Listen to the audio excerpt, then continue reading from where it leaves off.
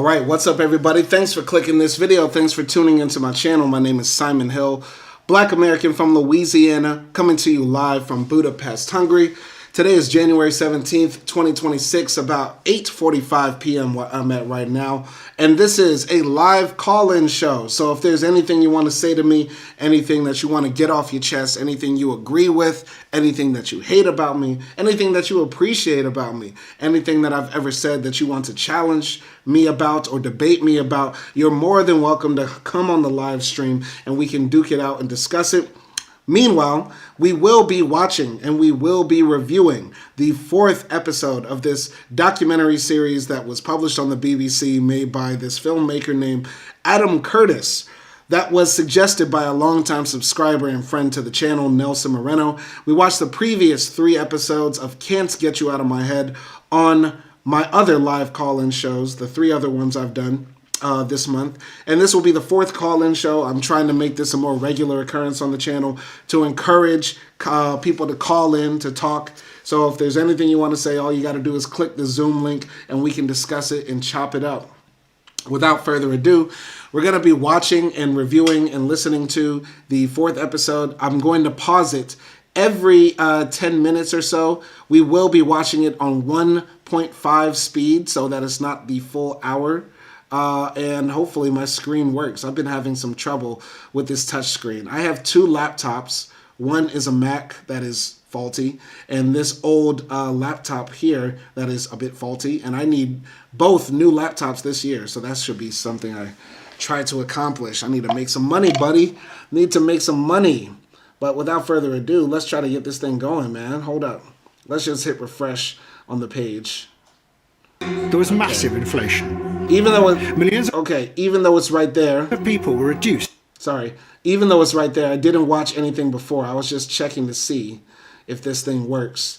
And I cannot get this tablet to work. God. Yeah. Sorry about that. Please work. Bruh. Why are you being like this? Why are you being this? Okay. Now, and now open. Okay. All right. Once again, we're going to be watching this on 1.5 speed, if it will work. Let me close these other tabs here. Maybe I can get it to work that way. Hold on a second. This thing is just acting ridiculous. Okay, now it wants to work. Okay, playback speed, 1.5. Okay. Now we're going to make you small again, buddy. Hold on.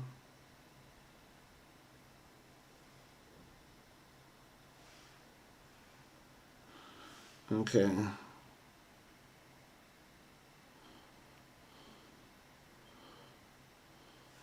There, that should be good. Okay, hopefully, let me just do one more sound check. To work. Okay, yeah, sound is good. Sound is good. We're gonna let it roll, let it play. Got anything you want to say? You know the deal. Hit the link, and yeah, let's go.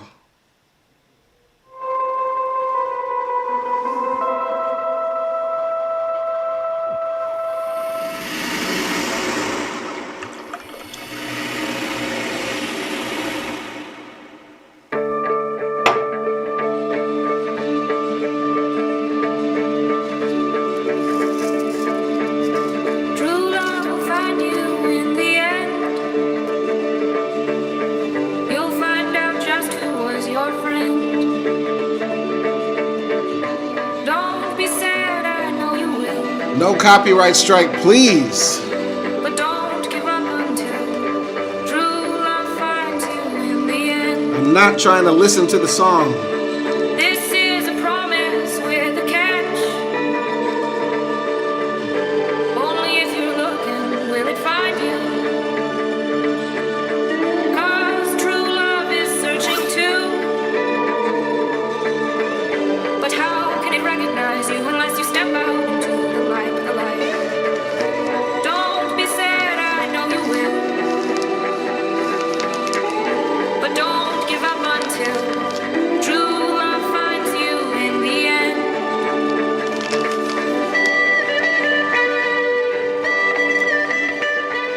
In 1979, a Frenchman called Bernard Kouchner, who had founded Médecins Sans Frontières, chartered an old cargo ship, and he went to rescue thousands of starving refugees trapped on a tiny island.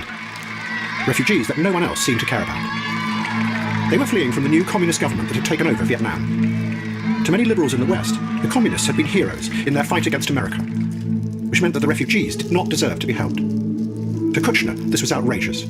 The point is, people are dying in the Chinese Sea. I mean, the boat people are now facing piracy. I mean, they are attacked by pirates 10 times in their trip. These are still alive. And nobody are taking care of them.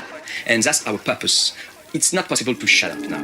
Kuchner's action had a powerful effect in the West, because it started to undermine the self-belief of a whole generation who saw themselves as radical and pure. That possibly being good was not as easy as it seemed. It began when the singer Joan Baez came out in support of Kuchner. In the 1960s, she had been deeply involved in the civil rights protests. What is the charge you need to try and register? You can't go in, nobody can steal the pass. And also one of the leaders of the anti-Vietnam War movement. She was a symbol of the idealism at its heart. I'd like to try it, eh? You can't go. But now, she said that the refusal to help the refugees showed how radicals had become not only uncaring, but corrupt. They would allow thousands of people to die simply because they had the wrong ideology.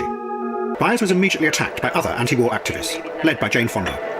They accused Baez of being an unwitting agent of American imperialism. And leftism in a way that I'm not. I think that's as simple as... Despite the row, Kuchner carried on, rescuing thousands of refugees lost at sea in tiny sinking boats. Kuchner believed that what he was doing might also be the start of a completely new kind of radicalism, one that really would make the world a better place. The reaction in the West, he said, had shown that the old political ideologies of left and right had now lost all credibility. Kuchner had an alternative idea that was going to go very deep in the imagination of the West. It said that we are all one world, linked together simply as individuals, not divided by political ideas or by nations. And we, the good people in the West, had a duty to intervene, to help the victims of all evil political ideas, wherever they were across the world. We don't care on leftist and rightist countries. There is no leftist and rightist suffering. And there is no possibility to split the world in good people and bad people, good dead and bad dead. Because we think that this is a new kind of policy. For us, human being is one. To let the people speak to each other before dying. With the nice girl in the park, you were strolling, full of joy, and you told me that you'd never kissed a girl before. Hold your hand out, you naughty boy. Hold your hand out, you naughty boy. Hold your hand out, you naughty boy. Last night in the pale moonlight, I saw you with the nice girl in the park. Julia Grant had grown up in the north of England, near Blackpool. But in the 1970s, she had moved south and became part of the growing gay scene, and a drag artist. She knew inside herself that she was a woman. That was her true self, which made her an outsider everywhere, including in the gay world. When I was living on the apparently gay scene, being a drag artist, nobody thought any bad if I sort of went out, did my show, and when I came off stage, sort of toned down my makeup and put on a dress, because I was accepted as a drag artist. Whereas if I tried to go to a gay pub dressed as a woman, most gay people resent the fact that a man wants to change his sex. So transvestites and transsexuals are a minority within the actual gay world. To have a gender reassignment operation, Julia was going to have to go through a series of interviews with a state psychiatrist. He would decide who she really was. Julia was part of a powerful idea rising up in the 1980s. It said that to change the world and to make it a better place, you should fight to become who you as an individual truly were. That was real freedom. But to do it, Julia was going to have to take on the medical establishment. You have a letter from your doctor for me? Right. Well, what is the problem? Well, I feel I've been having a fight with myself for a long time, and I've come to terms with the fact that I believe I am a woman, trapped within a man's body. What do you mean by being a woman? Well, all my thoughts and everything are feminine. There's nothing masculine. I tend to reject my masculine body. You know it to be masculine. I identify it as masculine because the society identifies me as masculine. Well, it's not a matter of society, it's a matter of anatomy. You say you feel like a woman? Yes, I believe everything I do is feminine. I believe I'm a woman inside. Oh, Michelle, how does it feel to be a woman? It just feels like being me. Can't describe it as anything else. You see, she's right. Nobody knows how anybody else feels inside. Well, I believe I don't actually feel the way a normal man should feel. Maybe that you identify with certain stereotypes of the female gender role. That is, the traditions, the behaviour, the ideas. But that doesn't make you a woman. Do you know, styles do change, even if you think they don't. Shoulders are wider, and they're higher, and so they've all had to have pads put in. And insofar as we could, we've just lengthened them. a little bit because they're longer. And the thing we've learned is never really press your hem. You know, sometimes you see people ironing a dress and they press along the hem and it looks like a knife edge. And then if you want to let it down, you can't. Just leave the hem gently rolled. And then you'll never press along the edge. And then you can let them down.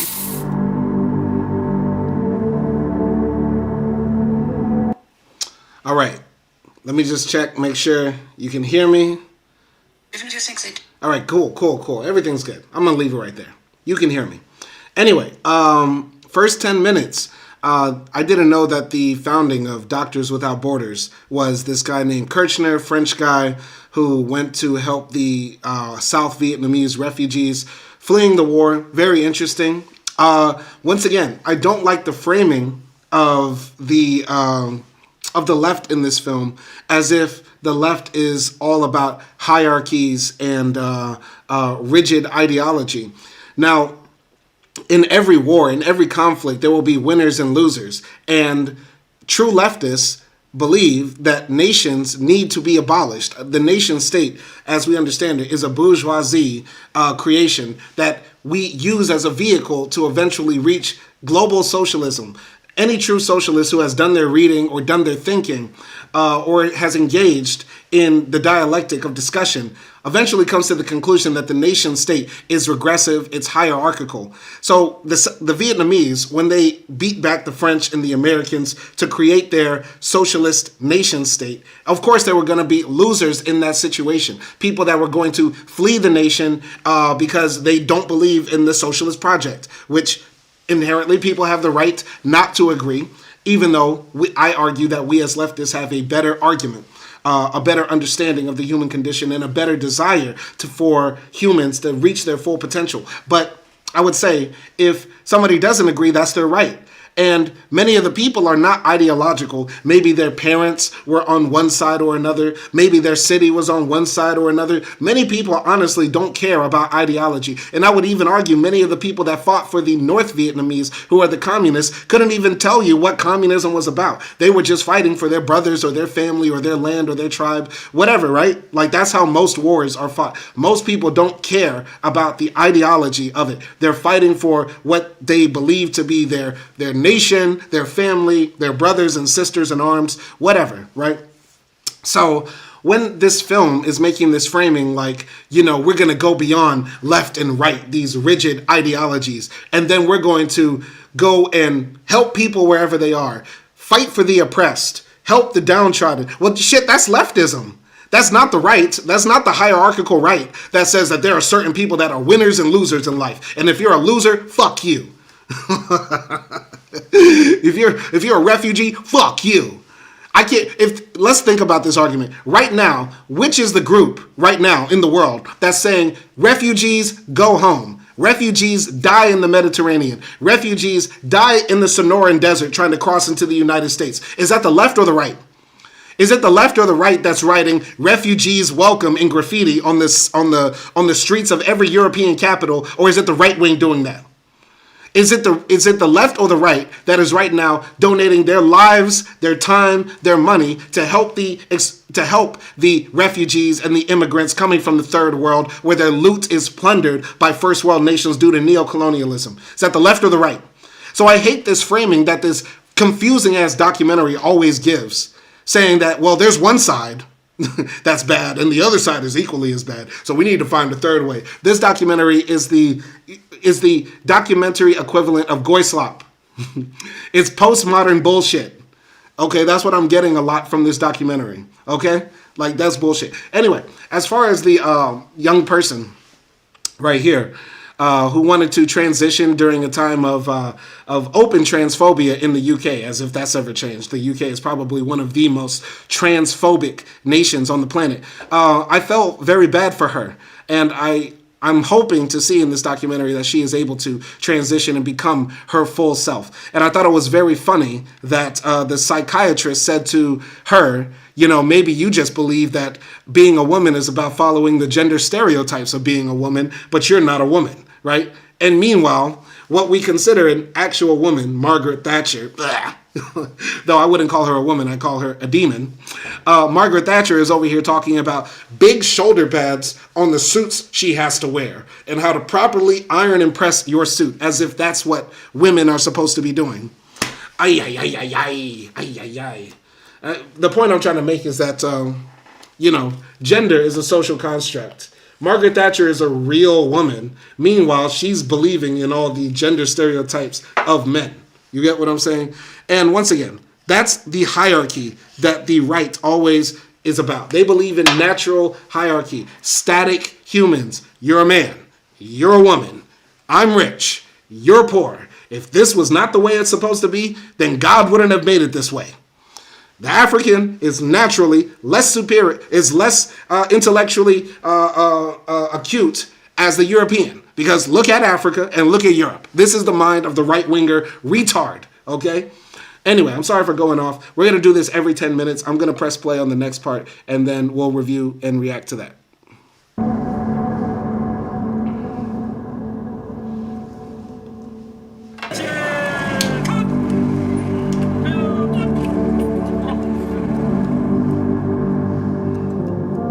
The China News Agency supplied all the news for everyone in China.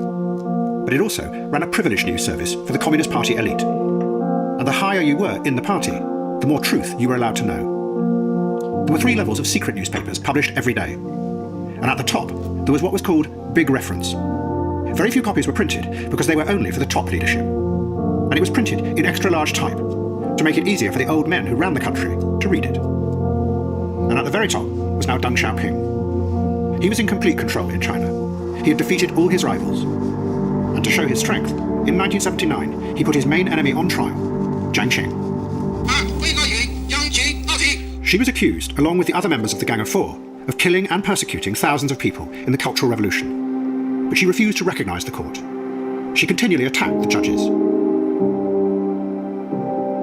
共患难了，战争的时候唯一留在下山就是你应该，你们让强奸违反这个合同，只有处理，只有处理问题，你们要是看车坏到这儿来说。 The judges, she said, were hypocrites. They had all followed Mao's ideas. They were just turning on her to save themselves. Instead, she presented herself as the one thing that she knew Deng Xiaoping feared most, a defiant individual. As she was hustled out of the court, she shouted, "I am without heaven, and a law unto myself. It is right to rebel." But Deng showed her no mercy. 是审判令表将其法律的计方案判处执行，做到政治权利终身。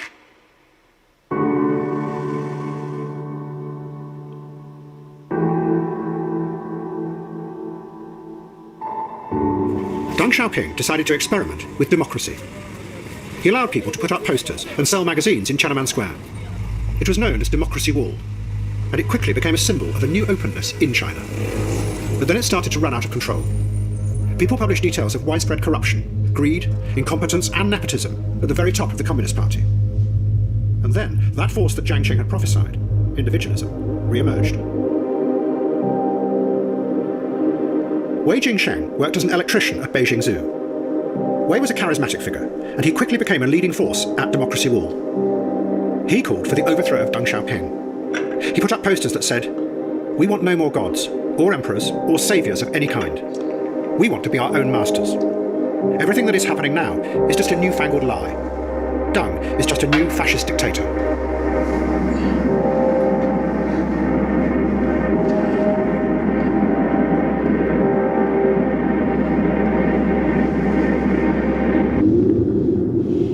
The wall was closed down, all the posters hosed off, and Wei was arrested.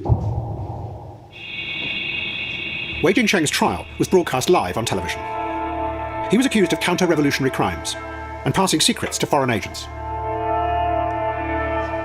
Why was it necessary to close down Democracy Wall?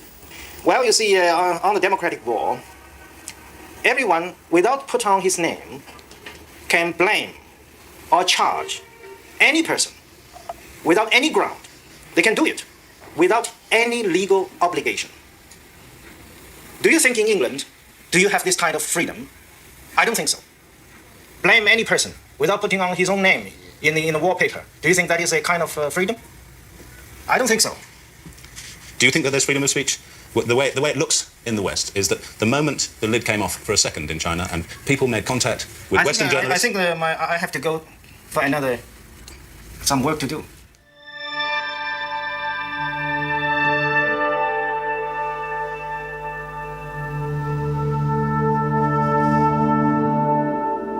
Bernard Kouchner's humanitarian vision of a world without borders was now spreading. Idealists from the West, inspired by his ideas, were travelling to conflicts all around the world. In Afghanistan, they came to help the Mujahideen, who they saw as noble idealists, struggling against the Russian invasion. En Afghanistan, les Moudjahidines sont des gens qui se battent seuls pour un idéal qui m'a séduit. Et je savais qu'il manquait de médecins et que c'était un peuple qui avait besoin de nous. Et donc je suis venue. Bon, il y a aussi un petit peu le côté aventureux qu'il ne faut pas négliger. On vient là pour soi également. Il faut rester honnête. Et c'est un genre de travail, d'aventure, on peut dire, qui me plaît pour un temps limité. Et quand les risques sont limités également.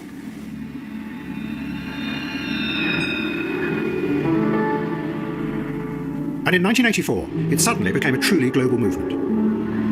It started when the BBC shocked the world with a report about the effect of a famine in Ethiopia.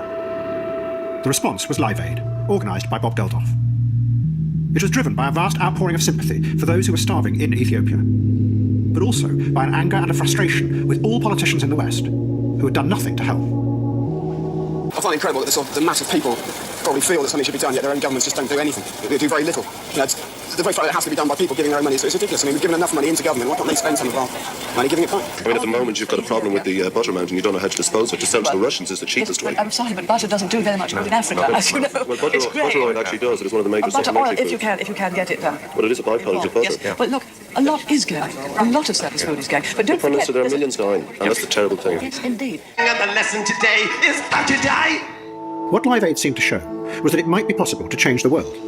But to do it, you had to bypass all politics, because politicians, both left and right, had become corrupted by power and petty nationalism.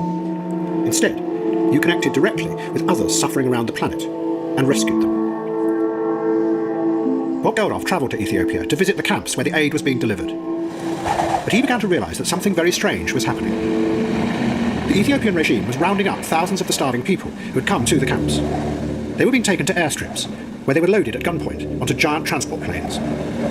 They were then flown to what were called resettlement camps. Geldof was shocked by what he was seeing. To him, it seemed to evoke an evil ghost from Europe's past. The first pictures we saw of resettlement were these ancient and beautiful people starving and in rags, under armed guard, going into these vast Russian plains. They probably have never seen a plane. They have nothing left, only their... All right, so that was the next 10 minutes. We're at the 20-minute mark in this documentary. So far, it's very interesting. I like once again, I'm going to go to the part about the, Doctors Without Borders. I've written on this channel that I'm a globalist, unashamed globalist. I don't believe in nations. I don't believe in borders. Open borders. People should be able to travel freely and move freely wherever they want in this world.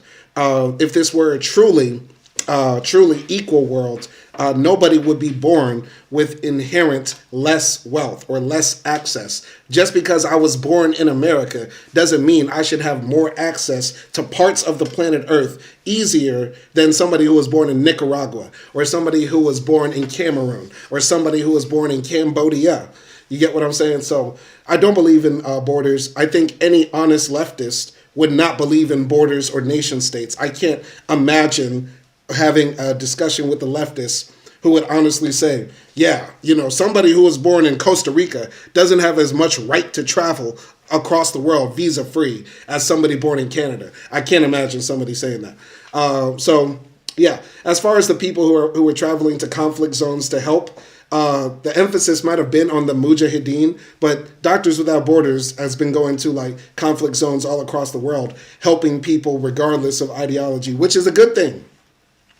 Regardless of side, you know what I mean? So shout out to Doctors Without Borders, because Doctors Without Borders also published a very important report saying that they believe unequivocally that Israel has been committing a genocide in Gaza. So shout out to them. What else? What else? About Live Aid and stuff like that. Oh, no, about China. Yeah, about China and this democracy wall. Of course, freedom of speech will be limited in certain places. I honestly believe that in America we have too much freedom of speech. It should be, honestly, illegal to call black people the N-word. It should be illegal to just be able to make a career out of white replacement theory or great replacement theory like Tucker Carlson, like Candace Owens does. It should be illegal to do this type of hate mongering. You get what I'm saying? We allow too much of freedom of speech in the U.S., which has created an environment where people are able to capitalize and monetize their ability to hate other people, which is wicked and evil and definitely should be stopped. You get what I'm saying? Let me just make sure this Zoom doesn't stop. I'm going to join the Zoom real quick to make sure that we don't get cut off, okay? All right. Sorry, I had to briefly do that to make sure that the Zoom doesn't cut off, because if nobody joins or it's not recording, it might turn off. So we're going to leave it like that. But anyway, like I was saying, what they were doing in China, the idea of experimenting with democracy. Freedom of speech is only one aspect of democracy. What about China's elections for party representatives in every single district in the country? What about people being able to run in the districts? What about those sorts of things? There's more to democracy than this fetishization, however you want to say it, of the freedom of speech, which is limited in the U.S. anyway. Because capital interests control who has access to the biggest platform, so their speech is the most effective. I could say all day on this platform that America should be destroyed. America as an entity is a wicked imperial force that has created more negatives for humankind than positives. And America, as it stands, should be eradicated from the face of the earth. The state, not the people, but the state of the United States of America should be eradicated. I have one viewer in this live stream, and it's only me. Meanwhile, somebody like, let's say, once again, Tucker Carlson has a platform where millions, if not billions of people have heard his messages where he's saying that white people are slowly being replaced by brown people in Western civilization. And hint, hint, wink, wink, it's the Jews. And that has more effect. Why? Because the powers that be say that message is more palatable for our existence because it doesn't threaten our stranglehold on capital and our control of the means of production and our control of the working class, compared to this idea that the state should be abolished and people should have power. They'll rather promote Tucker Carlson's racist ideology than my ideology, saying that people should have power and control. And going here, I think the main idea of this documentary is that people want to be free. People want to express their individualness. And yes, on the left, there have been states and times and periods that have limited human individual expression. And on the right, that has been the norm. Okay, but the constant theme is to study and analyze the way people want to be free. And that's what I got from the story of Mao's wife who was arrested. And damn, that French woman was so damn fine. That was a badass French woman. My God, fire top. I know she had some fire top, but probably did not shower, especially in Afghanistan. Anyway, about the Chinese woman, right, who was who was Mao's wife. But then she got sentenced to like whatever million years in jail. You know what I mean? I think this documentary is trying to say that people like her represent the best of humanity or the core ideas of humanity, because she was contradictory. She was vindictive. She was greedy. She was power hungry, but she was also idealistic. She was a hard worker. She was a pursuer of freedom and just her full expression. Humans are contradictory and paradoxical, and we don't make any sense. But at our very core, all of us want freedom. All of us want freedom. That is the core idea. You know what I mean? Even somebody who wants to be dominated by a dominatrix and pegged until their booty hole bleeds wants the freedom to choose that and not live in a society that would restrict that, for them to be able to suck a dominatrix toes and get their bussy hole blown out. Anyway, I'm going to jump ahead here. We're going to watch the next 10 minutes, okay? Yeah. We're going to watch the next 10 minutes. We're going to start at the 20-minute mark. Let's go. Seen the plane. They have nothing left, only their dignity. And to the West, the immediate psychological reaction is Jews being led at gunpoint into cattle trucks by the Nazis. What Geldof had stumbled upon was something that those who ran Ethiopia had been trying to hide. that the food brought in by Live Aid was being used as a weapon in a civil war. Ethiopia's ruler was a brutal tyrant called Colonel Mengistu. Mengistu had decided that the only way to win the war was through a massive piece of social engineering. He was going to literally move millions of people out of the rebel areas in the north and relocate them in the empty south, where they could no longer fight. And the food aid was being used as bait to lure hundreds of thousands of people into the refugee camps, where his troops then swooped in and rounded them up. Live Aid was an extraordinary achievement. It is estimated that it may have cut the death toll in the famine by half.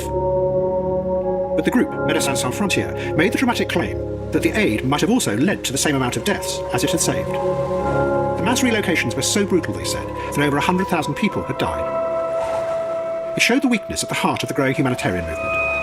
That when they came face to face with a brutal ruler like Colonel Mengistu, who was using their aid not to save people, but to save himself, and kill thousands more in the process, they had no way of stopping him. They couldn't challenge power.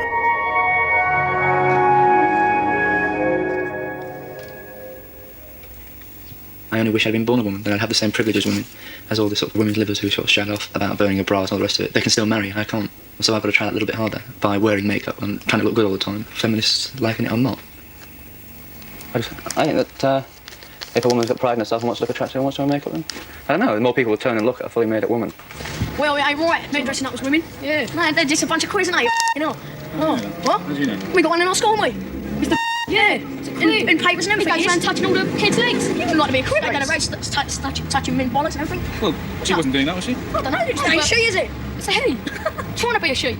Julia Grant was now living as a woman, while she carried on being interviewed by the NHS psychiatrist. But she was becoming increasingly frustrated and angry with the process, and she decided to challenge the power the psychiatrist had over her. She travelled to the south coast to see a surgeon at a private clinic.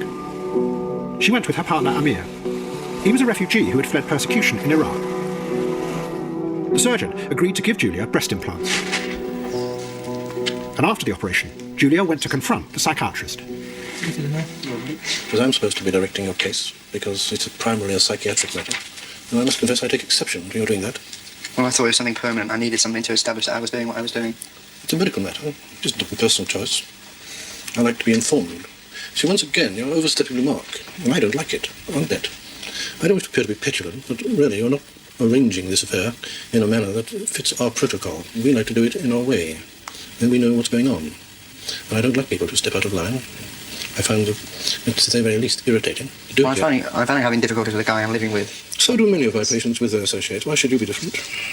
I don't think you conducted yourself particularly tactfully in all this. And there I think the interview will end. Thank you very much. You'd better come and see me in another few months.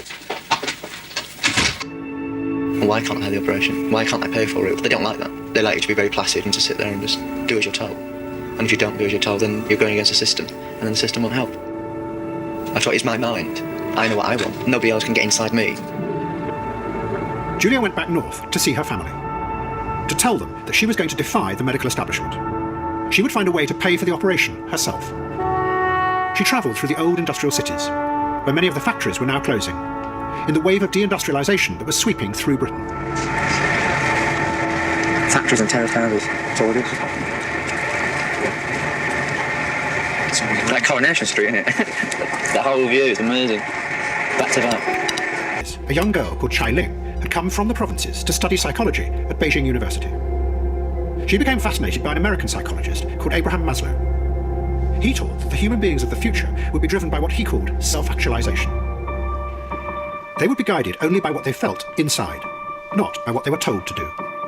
These are the people who would resist suggestions. They would choose what they wanted to do. You might urge them to do something, and somebody else might urge them, but it was their decision. Doing what they themselves decided to do, they look within, making real the inner self, which is independent of the century, independent of the culture even.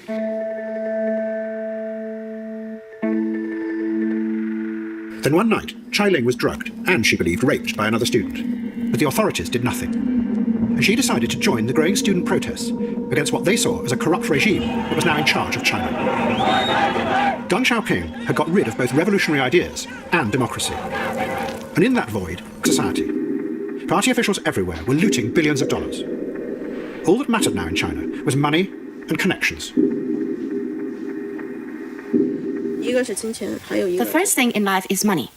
And the second thing is connections. It is very important to have connections. When you know people, then wherever you go, things become so much easier. In April 1989, the one leader that the students trusted, Hu Yaobang, died of a heart attack at a party meeting. Students started to come to Tiananmen Square to mourn him. Chai Ling was among them. And as more and more people came to the square, she became one of the most vocal of the protesters.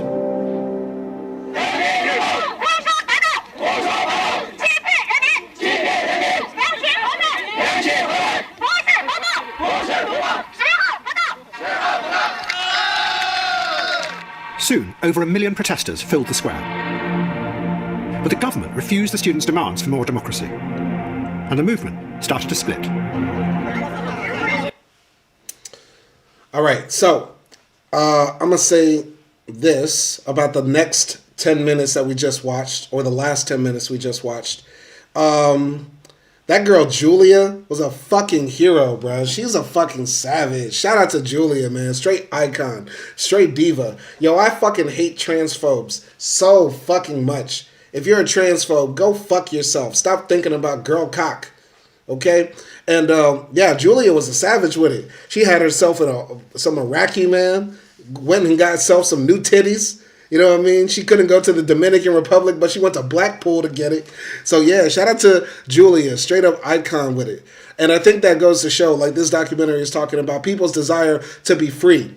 And this documentary is still doing the both sides thing, talking about, you know, in Vietnam, communist Vietnam, they were persecuting refugees. And here in, you know, the liberal West, we were persecuting trans people. I would just argue that all persecution is wrong, but one is still going on. You know, still in the UK, there's a lot of transphobia. Institutionally, culturally, socially, in the UK. I doubt that Vietnam right now is like slaughtering refugees or shit like that. What else? What else is going on here?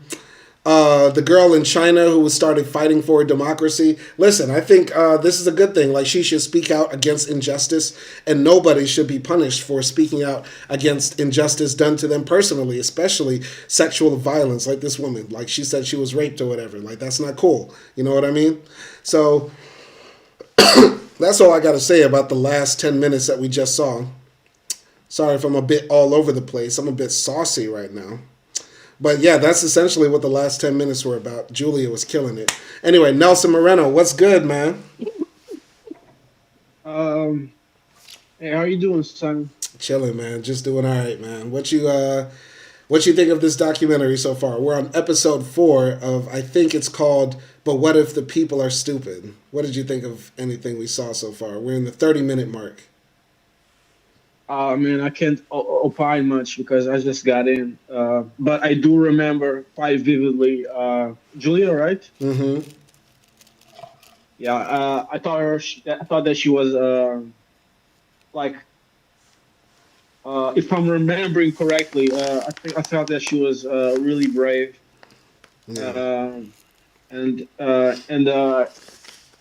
She did a good example. That's why sometimes how individualism can be like a good thing, you know. She's not letting the state and the institution of psychology define what she is and so forth.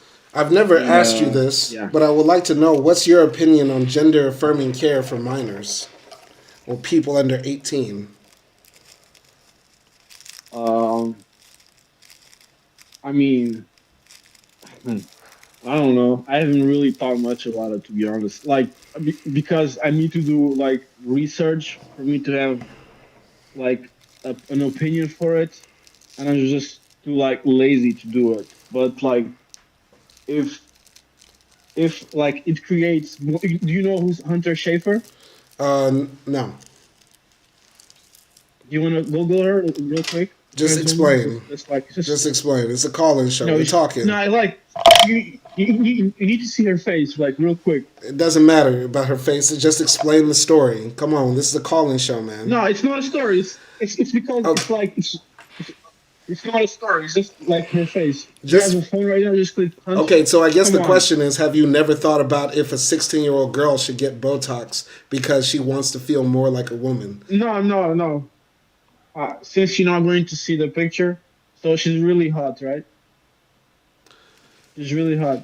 She's a girl from Euphoria. Have you never seen Euphoria? No, just tell the story. There's not a story. She's just hot. Okay. So if gender affirming surgery creates more Hunter Schaefers instead of Caitlyn Jenners, I'm in favor of gender affirming surgery at a young age. Well, it definitely. Well, we can't guarantee that everybody will be hot, right? Because that's subjective and also culturally. But in general, it comes out better. It comes out better. Exactly. So, gender affirming care is a large thing. It doesn't. It could be a 16-year-old girl who wants to get breast implants, which there are parents that allow their 16-year-old girls to get double D titties for whatever reason, or Botox in their lips, or young boys who need pectoral implants because they have malformed chest, right, and they want to feel more like a man. But I needed some surgeries too. I'm going to be honest. I needed some surgeries when I was a kid. I had a really small penis, so I had to go to Turkey. That's hilarious. That's gender affirming care. That's gender affirming care. Whether it's cisgender affirming care or transgender affirming care, I think that should be a decision between parents and children. It shouldn't be, the state shouldn't be involved in that. Whether you're 8 years old or 80 years old, it's your business what you do with your genitalia, your gender, your sex, whatever.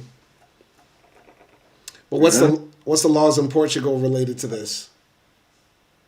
I have no idea. Literally but I'm assuming it's illegal, I think, but I have no idea. I'm assuming because Portugal is a conservative country, traditional country. Yeah. So that's what I'm assuming, but I don't know. Yeah.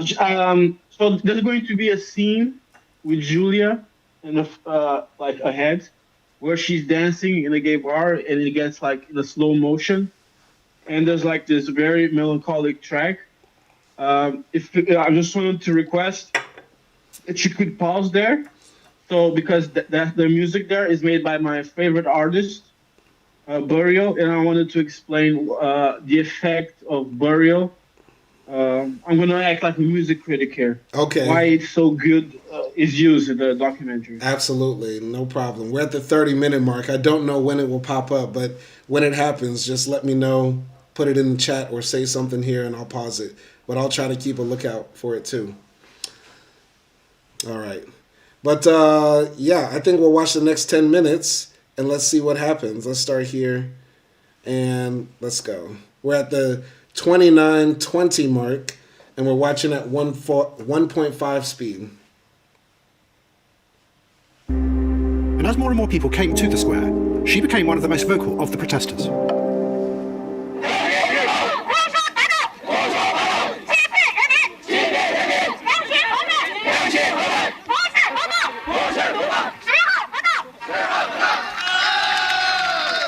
Soon, over 1 million protesters filled the square. But the government refused the students' demands for more democracy, and the movement started to split.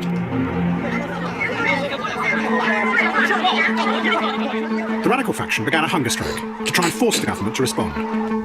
Chai Ling had now risen to become one of the leaders of the radical movement. She later wrote that the experience made her an independent woman. She herself was liberated and became a self-actualizer.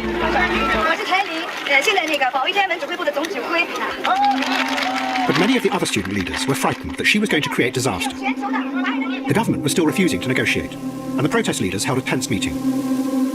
Many of them argued that they should retreat now on such a high, which would force the party to accept real reform. If they didn't, there would be stalemate, and then killing. In the vote, Chai Ling raised her hand, which made it unanimous.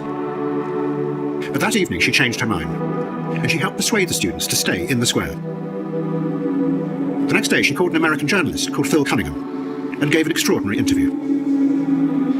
Chai Ling had suddenly realised that combining the new force of individualism with collective action was never going to work. She felt the contradiction deep within herself. She had realised that in the age of the individual, it was no longer going to be possible for people to give up their lives for a greater cause. To be on the day I called for a hunger strike, I knew we would not get any results. Certain people, certain causes are bound to fail. I have been very clear about this all along. But I've made an effort to present a staunch image, to show that we were striving for victory. But deep down, I knew it was all futile. All along, I've kept it to myself, because being Chinese, I felt I shouldn't badmouth the Chinese. But I can't help thinking sometimes, and I might as well say it. You, the Chinese, you are not worth my struggle. You are not worth my sacrifice. The students keep asking, what should we do next? What can we accomplish? I feel so sad, because how can I tell them that what we are actually hoping for is bloodshed? For the moment when the government has no choice but to brazenly butcher the people. Only when the square is awash with blood will the people of China open their eyes. Only then will they really be united. Are you going to stay in the square yourself? No, I won't. I'm not going to let myself be destroyed by this government. I want to live. 5 days later, Deng Xiaoping sent the troops and tanks in to clear the square.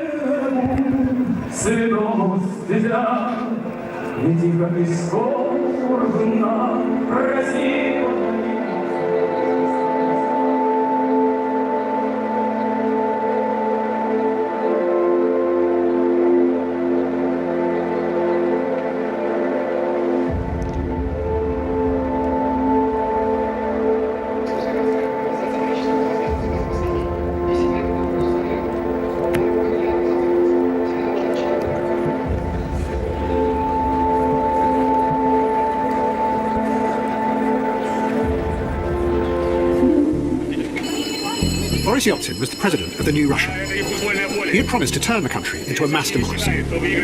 Yeltsin appointed a group of young technocrats, and they set out to do this through what they called shock therapy, advised by Western bankers and economists. They believed that they had to move fast, because the communists might try and take power again. But behind it was a grander, utopian idea, that it might start the spread of democracy all around the world.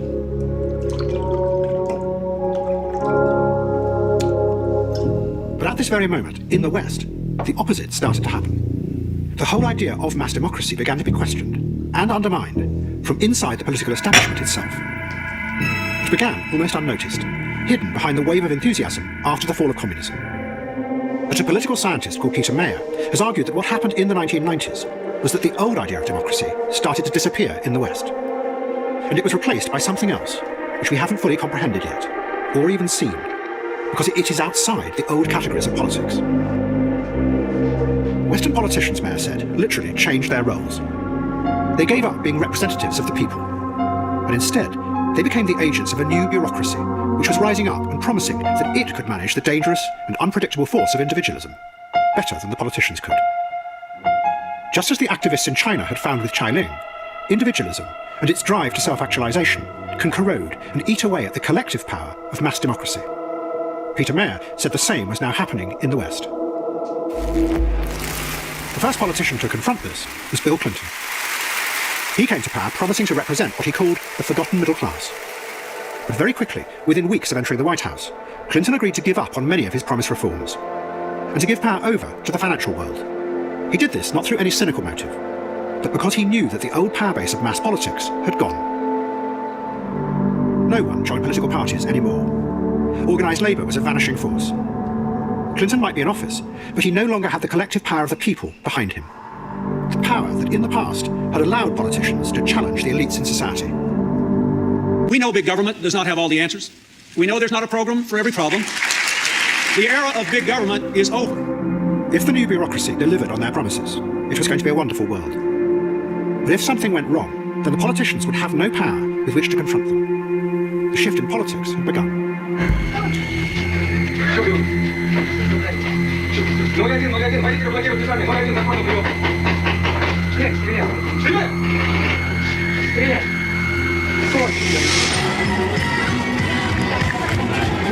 In Russia, the democracy experiment had gone out of control. The president, Boris Yeltsin, had lost all power. It had been seized by a small group called the oligarchs, who were using it to loot Russia. There was massive inflation. Millions of people were reduced to selling what they owned on the street. The life expectancy of a Russian man fell from 65 in 1987 to 58 in 1993.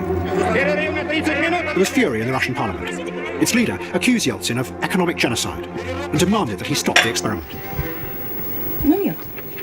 Yeltsin responded by dissolving parliament. He cut the phone lines and sealed the building off. But a group of protesters broke through. All right, so we're at the 40-minute mark. Okay, we're at the 40-minute mark in this documentary. A lot of interesting parts right here that I want to comment on. I'm going to go to the part of this young Chinese girl who was the leader of the Tiananmen Square movement and her decision to, decide that they're going to stay and continue to protest rather than retreat and hopefully have the government come to the negotiating table for reforms. And I would just say that if you're a leader of any movement, especially one as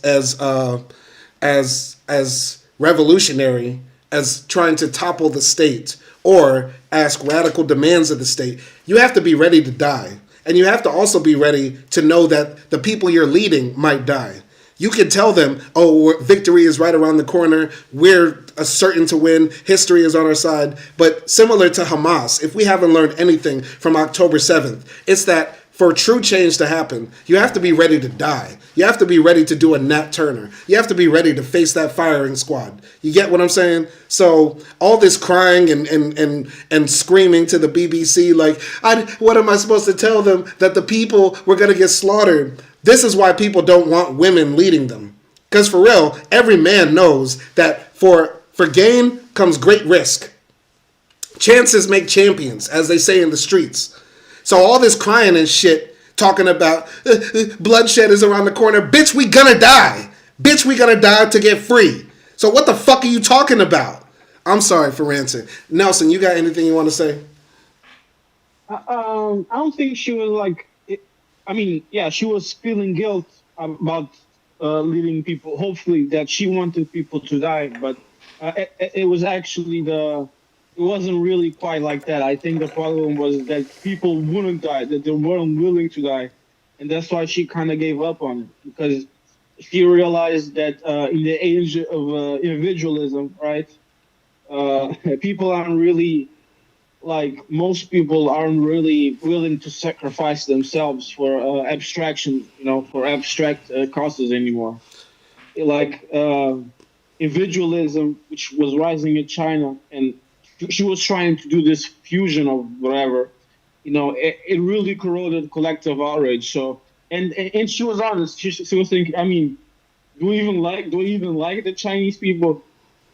Do they even deserve anything? I get it, man. Fuck them. I feel like Adam Curtis did his own framing of what she was saying before she actually said it, because he started talking about the age of the individual and versus the collective of the state and things like that. But what she was saying, when we actually heard what she said, she was like, for me as a Chinese person, I have been told all my life not to criticize other Chinese people. That's against our cultural norms. So she was actually buying into collectivism. And so one of her... No. She was saying, yeah, I don't want to do that, but these people deserve criticism. They deserve that. She was saying that because she was like, oh my God, I'm tempting to do this thing, but I was raised to not do this thing. You get what I'm saying? I get that, but what she's saying right here is that I didn't want to criticize the people that I was in movement with, but I'm literally criticizing the Chinese state. So that's paradoxical. That's contradictory in its own nature. It's incoherent intellectually, what she is actually saying right here. And it's not a battle between individualism versus the collective. It's about her own cultural norms getting in the way of her actually realizing the moment that she's in. I agree with the contradiction, but the contradiction that she was saying for me is that she believes in inner truth, right? Like Maslow or something, but she's leading a mass movement. So for me, that's how it collects. But I already forgot what she said, so I cannot really say what she was saying. I already forgot. She said, I felt I shouldn't badmouth Chinese. You can see it on the screen right here. I felt I shouldn't badmouth Chinese. I'm coming back. And she said, will the people of China open their eyes in relation to the government and how it's suppressing people and things like that? And what I'm saying is that whatever movement you're a part of, whether you're a full-on fascist, a monarchist, a communist, a neoliberal Democrat, whatever, you have to be willing to die for whatever you're talking about. That's why I come on my channel and I talk shit and I show my face and I'm not scared about the repercussions because I'm willing to die about what I'm talking about. But bitch, you outside in Tiananmen Square and you not ready to face the fucking M16s or AK-47s of the Chinese Communist Party? No. Shut the fuck up! Shut the fuck up! There's one thing, and you yourself, willing to die for what you believe, and there's another thing of leading other people to die for what you believe. And that's a leader. A leader, what it means to be a leader, especially of political movements, is knowing you are leading people to their potential death. Any true leader, whether that be George Washington, whether that be Salazar in Portugal, whether that be Franco in Spain, these were people who are literally leading people to their fucking death, possibly, or taking life. That's what it takes to lead in politics. That's what it takes to lead any sort of movement. Martin Luther King literally walked people to fucking bricks and bullets aimed at their bodies to get free. So that's what it takes. So if you crying about it, you ain't no fucking leader. You just wanted to be seen. I disagree. I mean, I agreed with leading. That's what it takes to lead. But I think you can cry about it and be sad about it because it's sad. It's sad, people's lives, they're disappearing. It's a tragedy. You can say it's necessary, and maybe I would agree with you. But I think it's still sad. People dying. Okay. Especially people on your side trying to do good. I agree with that. Nobody wants to see people die. No matter if we're trying to topple American hegemony, imperialism, and capitalism, or whether we're trying to overthrow the Chinese Communist Party, nobody wants people to die. And that is very sad.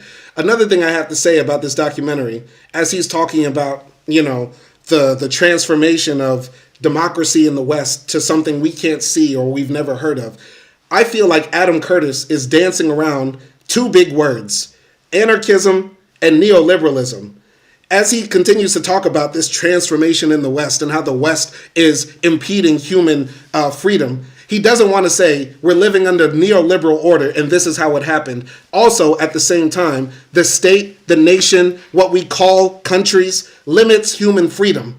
And so he doesn't want to just say this is an anarchist documentary. Instead, he wants to talk about human individualism and our desire to be individuals when he doesn't just want to say, yo, straight up, the state is bullshit. Nations are bullshit, which is like a real leftist position to take. But he wants to play this enlightened centrist bullshit game throughout this documentary, and it's very frustrating. What do you think?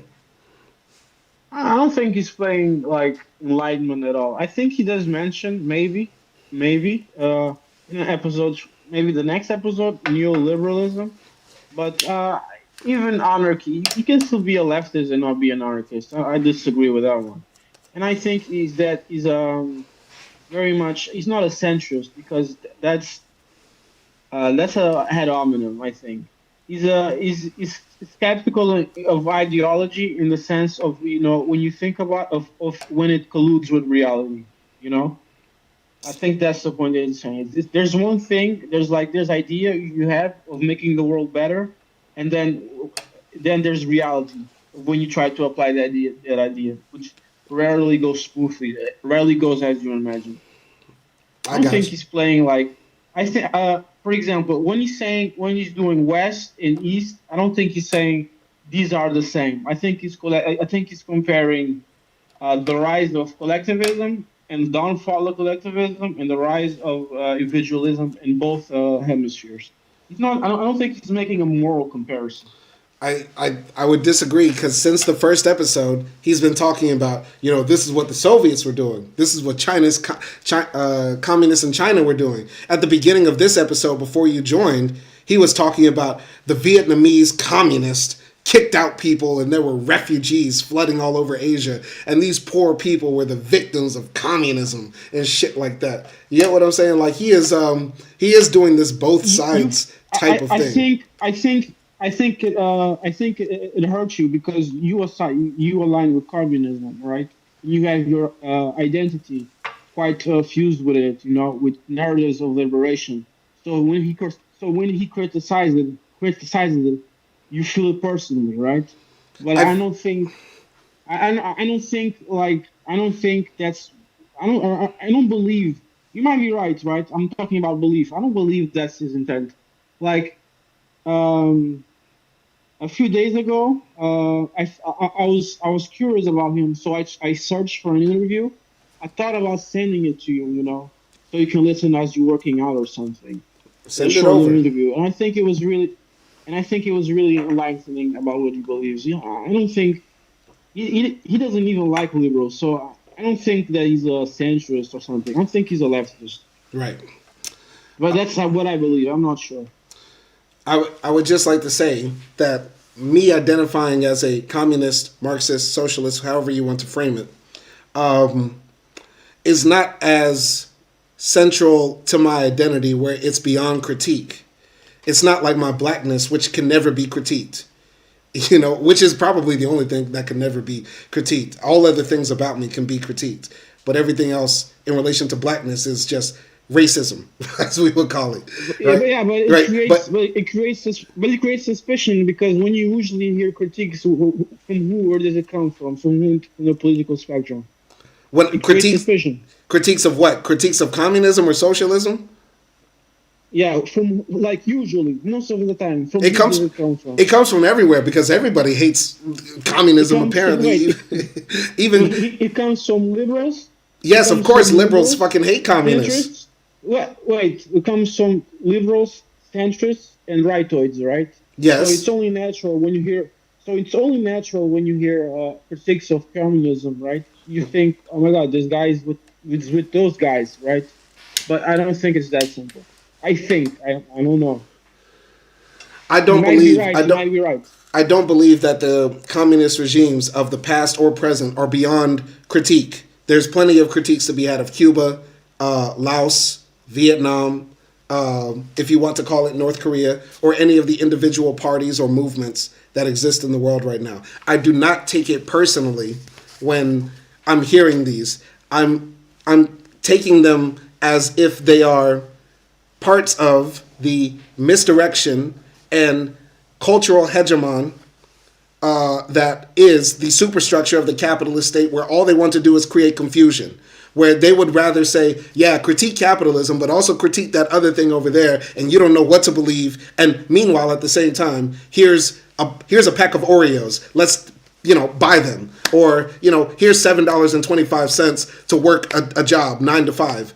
Take that. Whatever you think, just be confused. That's the thing. Like, this documentary comes across as major confusion and part of our superstructure that just continues to have people thinking, well, everything is fucked up, while it's never directed at directly what is fucking over our system right now or what is fucking over our lives right now. That's what I'm saying. You're talking too broadly, right? You're talking capitalism in general, right? I mean, I'm sure he agrees with you, but he's talking about more in this documentary.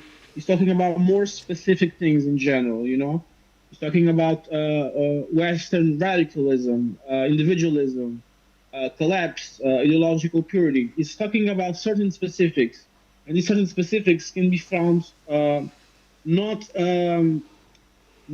specific to this, not specific to capitalism, but he's talking about certain specific things, not in general. You want him to take a clear side and to talk broadly about capitalism. But but from what he is saying, imagine. Wait, let me finish. Imagine a clock, right? You have a defective clock. The clock is not working right. He's not doing. Oh my God, this clock is fucked up. You throw it to the trash. I'm sure he thinks the clock is fucked up. He throws it to the trash. But he's talking about certain specific mechanisms inside the clock, right? and he's talking about why do we feel confused? Why do we feel like we cannot fight against power, that we are hopeless? And he's making this issue from there until now. It's not only here in the West that we feel like we cannot fight. Not only in the individualistic West that we feel like we can't fight power structures. It's under cultures. It's under different economic systems. You know, it's talking about. It's not only capitalism. It's talking about existentialism. I mean, am I making sense? Yes, he is talking about existentialism, the human desire to be free as individuals, which I agree with. I just am saying that I'm not saying that there's a binary to choose, whether between being a capitalist or a communist. I'm saying that everything he's expressing so far in this documentary aligns with the ideology of anarchism. The idea that states, nations, countries, systems of hierarchy and power are inherently bad. That's not a full position that I agree with, but it is something I understand, and I understand that the anarchist leftist tradition is a rich one. You get what I'm saying? So what I'm arguing here is that this documentary comes across as disingenuous anarchism, disingenuous anarchist propaganda, that he somehow was able to slip past the BBC. And I believe he was able to slip it past the BBC and make this documentary that is a product meant to be on the marketplace of media, because he couched it in this both sides are bad argument between the West and the socialist East. That's what I'm saying. Did you hear anything I'm saying, or are you mute? I think Nelson is muted. I don't think he's able to talk or respond to that. So whatever. I'm going to just pick up here. We're going to play the 40-minute mark to the 50-minute mark. I don't know what's happening with my boy, but I'm going to play the next 10 minutes. Can you hear me? Yeah. Did you hear what I said, though?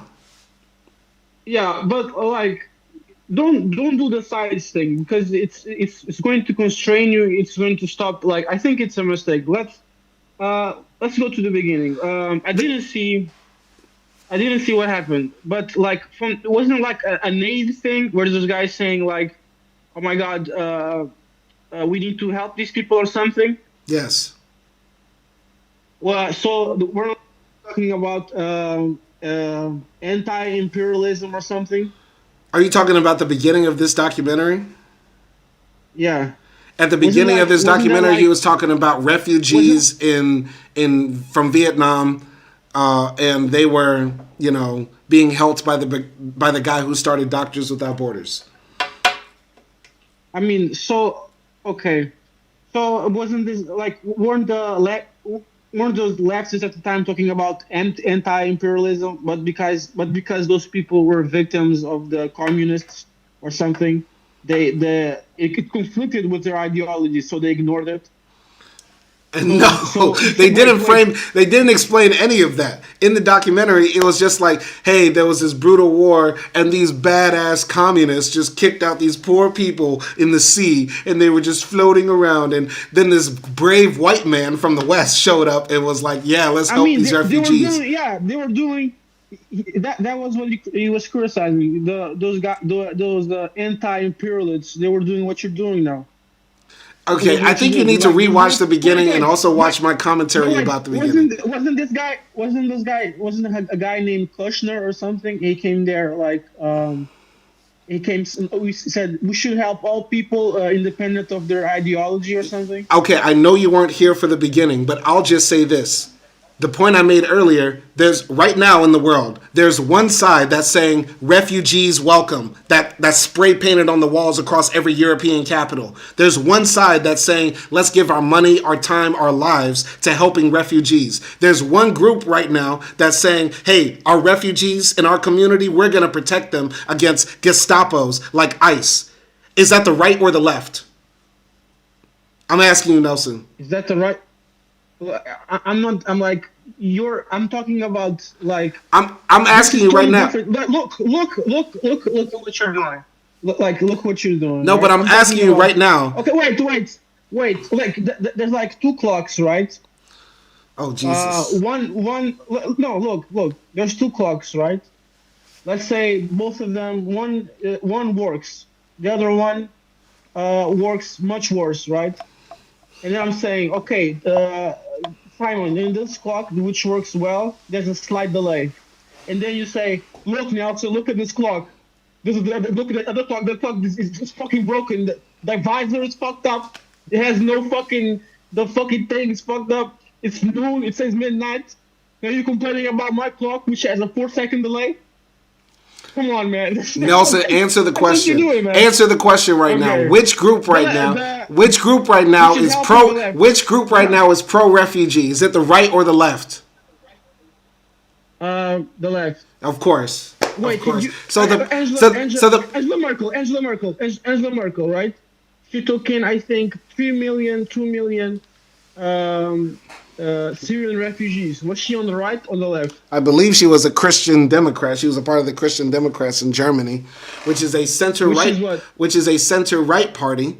But as we know, the Overton window has moved over the past 15 years or so. So what used to be considered centrist has now moved to the far left.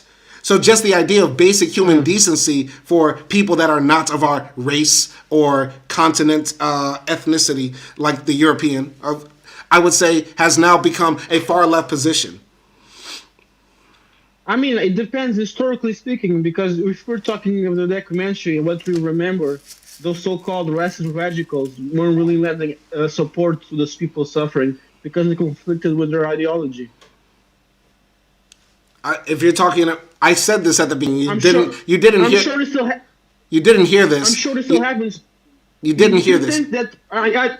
Sorry. You didn't hear this, but at the beginning, I said most likely the majority of the refugees from South Vietnam are not ideological the same way the majority of communists who fought for the North Vietnamese are not ideological at all. The majority of people that fought for whatever group, whether that be the Bolsheviks or the North Vietnamese or whatever, haven't read any Marx, don't know anything about theory. Most people just fight for a side because they're protecting their brothers, their sisters, their tribe, their city, their region, whatever.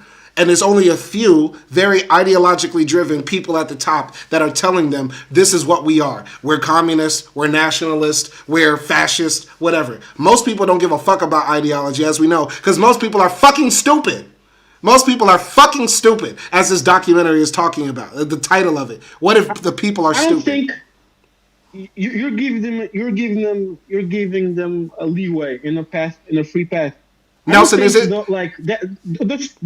That cleansing. I don't think it was like generals doing that stuff. If it happened, it probably was at least approved by the people on top. I don't think it was like some dumb guy sneaking a ride and fucking shit up and doing chaos. But maybe you're right. I don't know. I don't know how that thing was structured, but I don't believe it. I just feel like Adam Curtis is a closeted anarchist, which is fine. It's okay to be an anarchist, man. And what I'm just getting from this documentary, like, for example, in this section, as he's talking about the fall of the Soviet Union, there's a lot of criticism to be had of the Soviet Union. And there's even more criticism to be had of the handling of the dissolution of the Soviet Union. And I feel like, what's his name, Adam Curtis, is just like taking this middle ground anarchist position, but cloaking it in the idea that he's a non-ideological centrist. Anyway, we're going to play the 40-minute mark. We're going to start from the 40-minute mark and then jump ahead, okay? All right, we're going to play it right here. 39:53, next 10 minutes. Responded by dissolving Parliament. He cut the phone lines and sealed the building off. But a group of protesters broke through, and fighting began around the Parliament, and then it spread to the television station.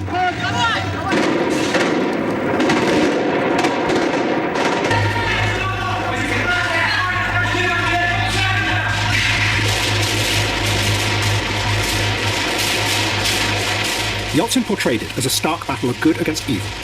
He was backed by President Clinton. Clinton said it was the only way for Russia to become part of the new global economy and defeat its dangerous past. But in among the fighting was a man who believed that he knew what was really happening. Edward Limonov had been expelled from the Soviet Union 20 years before. He had lived in New York in the 1970s, the moment when the banks who now ran the global system were beginning their rise to power. Limonov was convinced that what was happening now had nothing to do with democracy. It was what he called the geopolitics of money, a force that had already enslaved the American people, but now wanted to bend the Russian people to its will.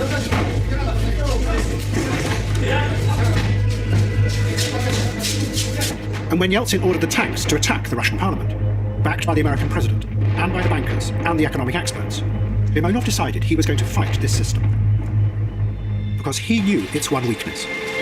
It told no stories about the past, and it had no vision of the future. Its only aim was to keep the system stable.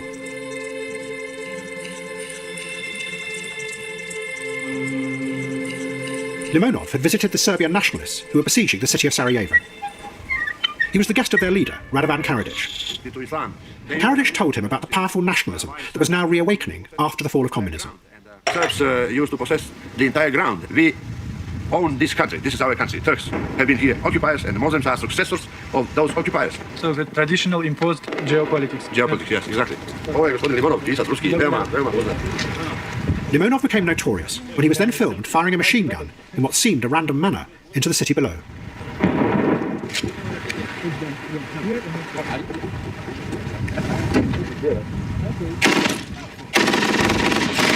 You are very courageous people. You, despite anything what is against you, it's a great power of almost the entire world. 15 countries against you, and you resist. And I repeat again, we Russians, we should take example from you. Limonov realized that something was re-emerging from the past in Bosnia that might have the power to confront the new system of global money. It was nationalism, and the national myths that came with it. They were powerful stories that linked people together and gave them a collective power, something that individualism could never do.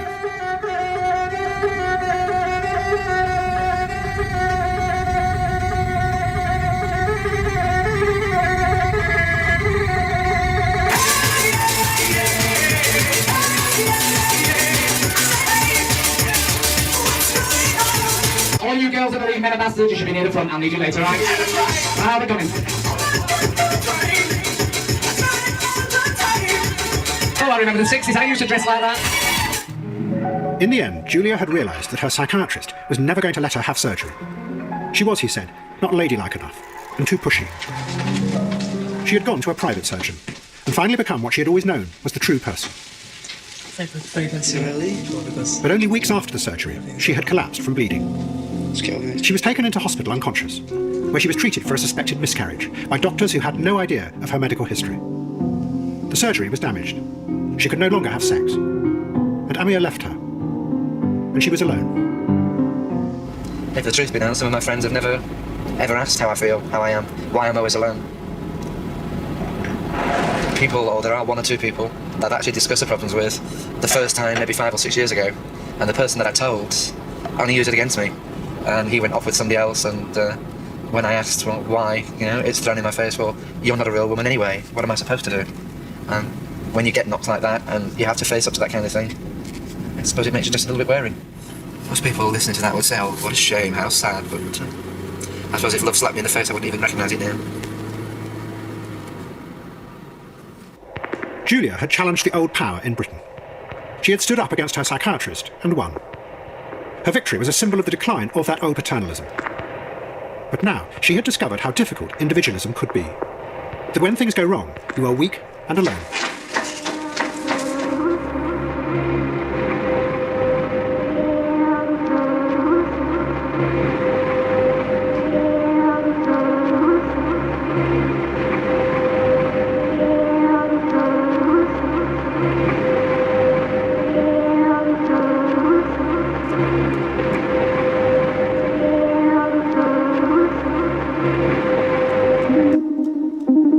But as individuals were beginning to feel the limitations of their power, the new class that had grown up to manage them was growing stronger and more confident. And they began to see democracy not just as something to be bypassed, but as a potentially dangerous force. By the mid-1990s, technocrats in the political think tanks in the West were becoming frightened that elections all across the world were producing what they called the wrong kind of result.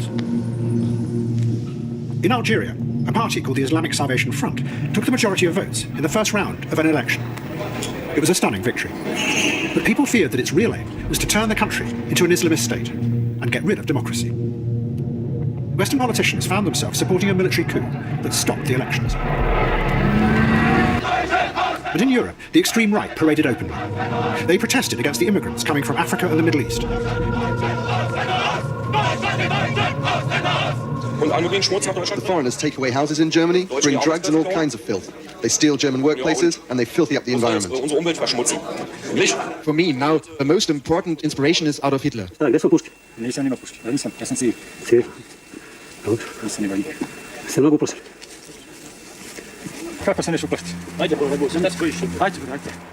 faced by the horror in the Balkans, President Clinton's representative, called Richard Holbrooke, brought the question out into the open. Suppose elections are free and fair, he said, and those elected are racist, fascists, separatists. That is the dilemma.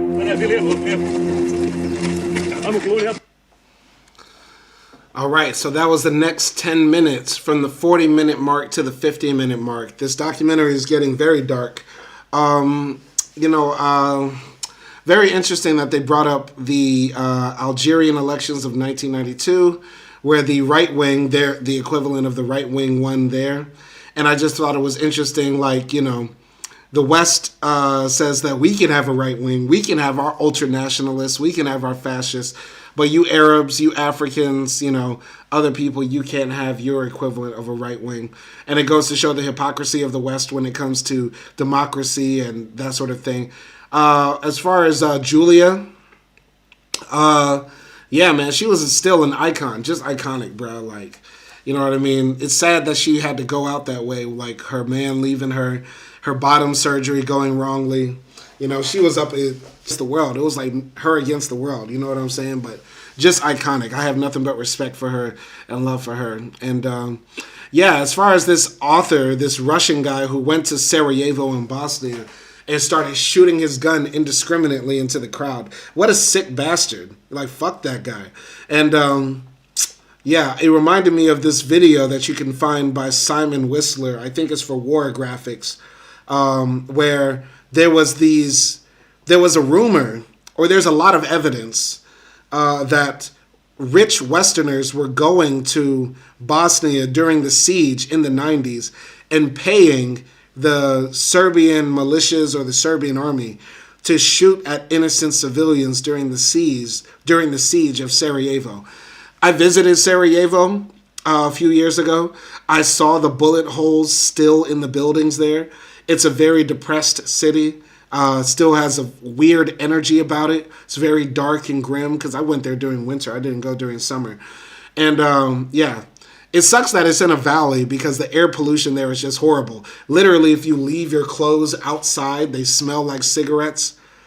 I don't know if that was because I was staying in the direct city center. But yeah, it was nasty being there in Sarajevo because of the air pollution. But also seeing all the bloodshed that's been in the city. I went to the spot where Franz Ferdinand was shot. And then I saw all the graves of the people who were murdered during the siege. Graveyards all over the city. It's some dark, evil, twisted shit in Sarajevo. One of the wildest cities I've ever been to. Very dark.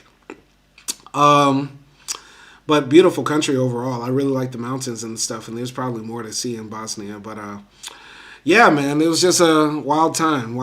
If Nelson Moreno has anything to say, jump on in, because I'm going to just let the next 10 minutes play. What's up? Can you hear me? Yeah. Down.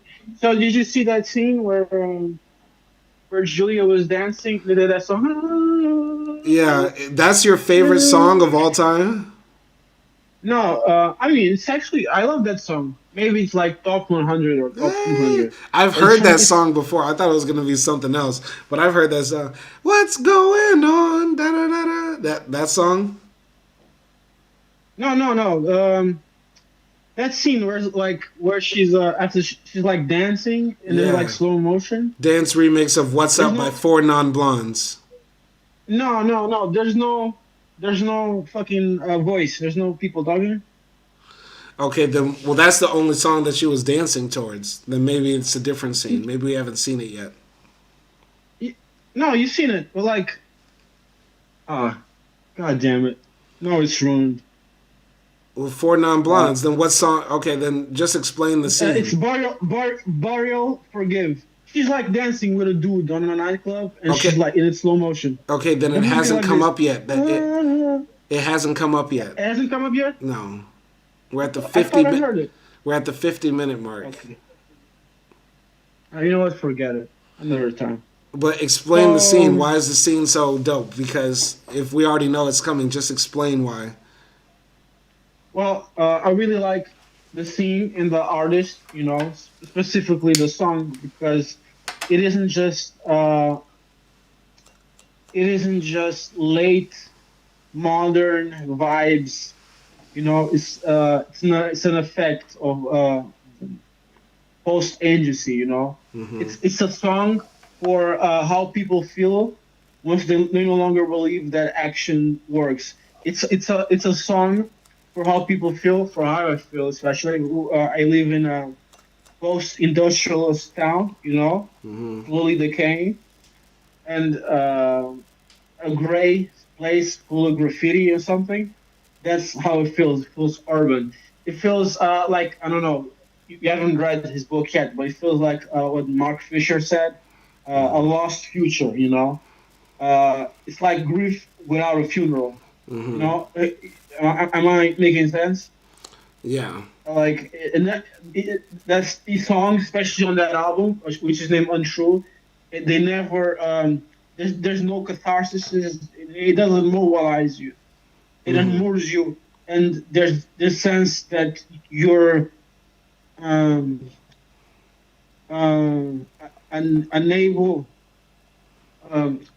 to discharge emotion. Am I making sense? And it fits well with. I'm guilty of what Julia does as well, but it fits well with Julia's story overall, not just the scene, because it's what happens when you collapse freedom, right? When you atomize freedom, when you reduce freedom into self-realization, into self-projects, which I think everyone is guilty of, right? Because when she finally defeats like the British paternal authority from the psychological establishment, what happens? Because she's in the age, there's no real collective power. She's left alone, right? And unsupported, right? There's no real collective structure to observe the cost, you know. And this is which is a drawback, a payment for individualism, which it grants you autonomy, but it takes away protection. Yeah. That's a good point. I mean, Julia's story is out of all the stories I've heard on every episode of this series so far, hers is the most like touching and inspiring. You know what I mean? Because I think. Simon. Yeah. Sorry. No, I just wanted to say her story directly relates to oppression. You know what I mean? So far, a lot of the stories that they've covered haven't related to direct oppression. Maybe the guy, like, what was his name? Michael X. Yeah. Like Michael X, whatever. Yeah. Like, that was what I was about to say. Yeah. Like, that was our favorite. Wasn't your favorite Michael X? Come on.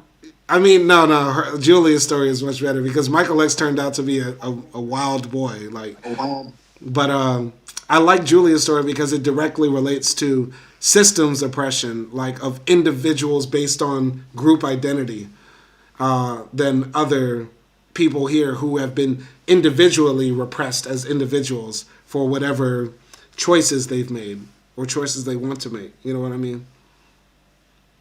Do you know what movie I saw the other day? Tell me. The Bank Job movie. Okay. There's Michael X in it. I saw the movie for the first time. I recommend it to you. Is he a good actor? I was kind of surprised. I mean, the guy who plays Michael X, I mean, that's Michael. It looks like a clone. and he's much more in the movie than I thought. And honestly, he's very funny in the movie. You need to watch this movie. It's called The Bank Job. It feels like The Bank Job. It feels like a Guy Ritchie movie. Those Guy Ritchie movies? I'm not that familiar with Guy Ritchie. Do you know Lock, Stock, and Smoking Barrels? I've heard of it, but don't you know those British movies when there's mob guys and they have that Cockney accent? Which accent? Yeah. Go home, mate. Yeah. It's like it's funny, maybe unintentionally. It takes a lot of liberties, but yeah, it's really funny. I see. And it's Michael X. He has this Jamaican accent. Mm-hmm. White bitch, just telling you my secrets. Okay. It's a cool movie. It's a cool movie. Okay. All right, so I'll check out some guy Richie. He did like Sherlock Holmes. I know Apathy watched Sherlock Holmes. I never watched Sherlock Holmes. So, yeah, but I'll check him out. It's a cool movie. The one with Robert Downey Jr.? I think so. Yeah, that one's actually kind of good. But Bank Job. Bank Job. Okay, I'll check it out. Yeah, he did Snatch. You know, Snatch is one of those films like I wanted to watch, but I never got around to it. Honestly, I don't really like his movies. I don't really like Sherlock Holmes movies. His movies I don't really like. Okay. I'm being really honest. Okay.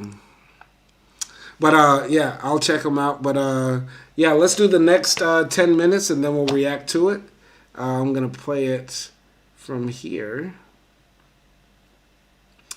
Come on.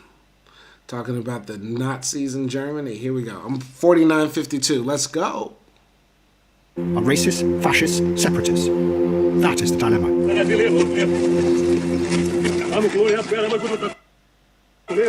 An American political scientist called Fareed Zakaria put it more bluntly. The people, we are told, he said, are the most important. We are driven by the phrase, the American people are not stupid. But what if they are? But the political scientists were not alone in distrusting people. For at the same time, a group of behavioral psychologists, who were becoming increasingly influential, were insisting that individuals also made the wrong decisions in the marketplace. They were not behaving in the logical, self-interested ways that economics said they should. The most famous of them was called Daniel Kahneman. He would win a Nobel Prize for his work. For 30 years, Kahneman had been studying human behavior, and he had discovered, he said, that human beings actually had two systems inside their brains. One of them they were aware of, which they thought was in control. The other was an instinctive part that really drove most of their actions, a part that they were completely unaware of. This new psychology was a powerful attack on the whole idea of the confident self, because the picture the psychologists painted of human society was of millions of individuals living most of the time thinking that they were rational and in control, while something else inside them was really guiding many of their actions, without them knowing it. But, Kahneman said, there was an underlying pattern to this irrational behaviour. It meant that if somehow you could gather enough data on human beings' behaviour, you could see the patterns, and so predict what they would do, and manage them. But to do that, you would have to bypass and ignore their conscious self, because it was the behaviour, not the thoughts, that counted.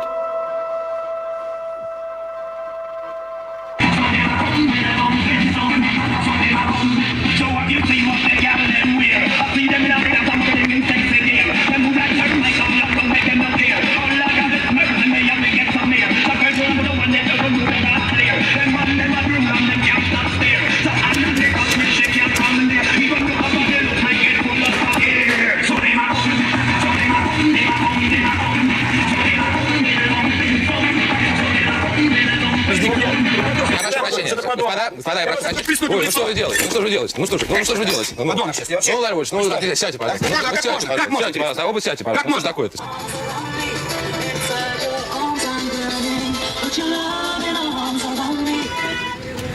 In Russia, President Yeltsin had lost all control. He was drunk most of the time.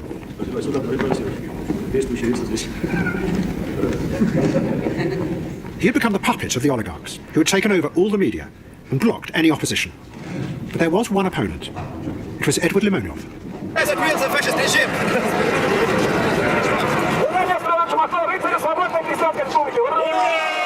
He had started his own tiny party. He called it the National Bolsheviks.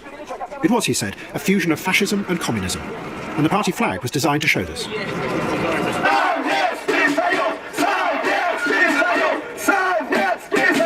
But it wasn't simple nostalgia. Limonov wanted to shock people out of accepting the completely corrupt society around them. He wanted to go back to the original roots of fascism and nationalism, to the idea that if you can find a story powerful enough to inspire people, you can then use that collective power both to sweep away the corrupt rulers and change reality. It was something that had been wiped and forgotten because of the horrors it had led to in the past. And the individualism that had been promoted so strongly in the West after the Second World War had been a force shield against that. A shield of one world, composed of just individuals. Limonov was the reappearance of the frightening old dream.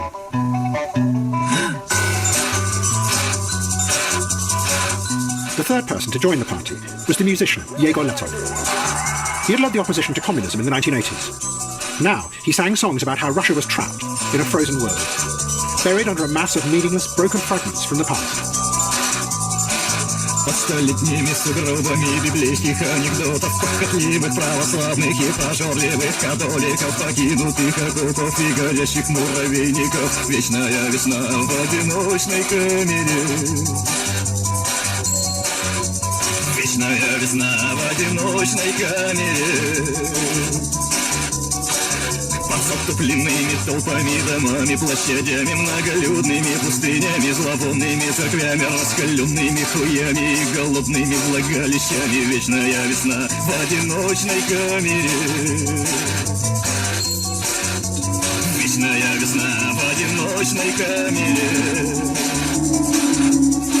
Сквозь зеркальные убежища, словарные запасы, богохульные насмешки и непробитые денежки, обильно унавоженные кладбища и огороды. Вечная весна в одиночной.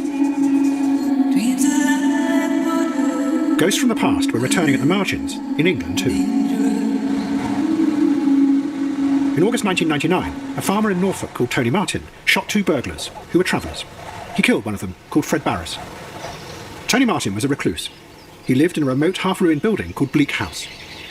Tony Martin considered himself a victim. He'd been plagued by burglars for years. He lived in squalid conditions, paranoid about being burgled. The stairs of the house were booby-trapped. He slept fully dressed with his boots on and a gun by his bed. Martin was found guilty of murder and sentenced to life imprisonment.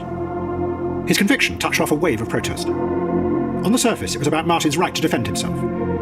But it also expressed a much wider feeling that was simmering under the surface. That the very institutions that were supposed to protect the people, the law, the police and the politicians, were now being turned against them.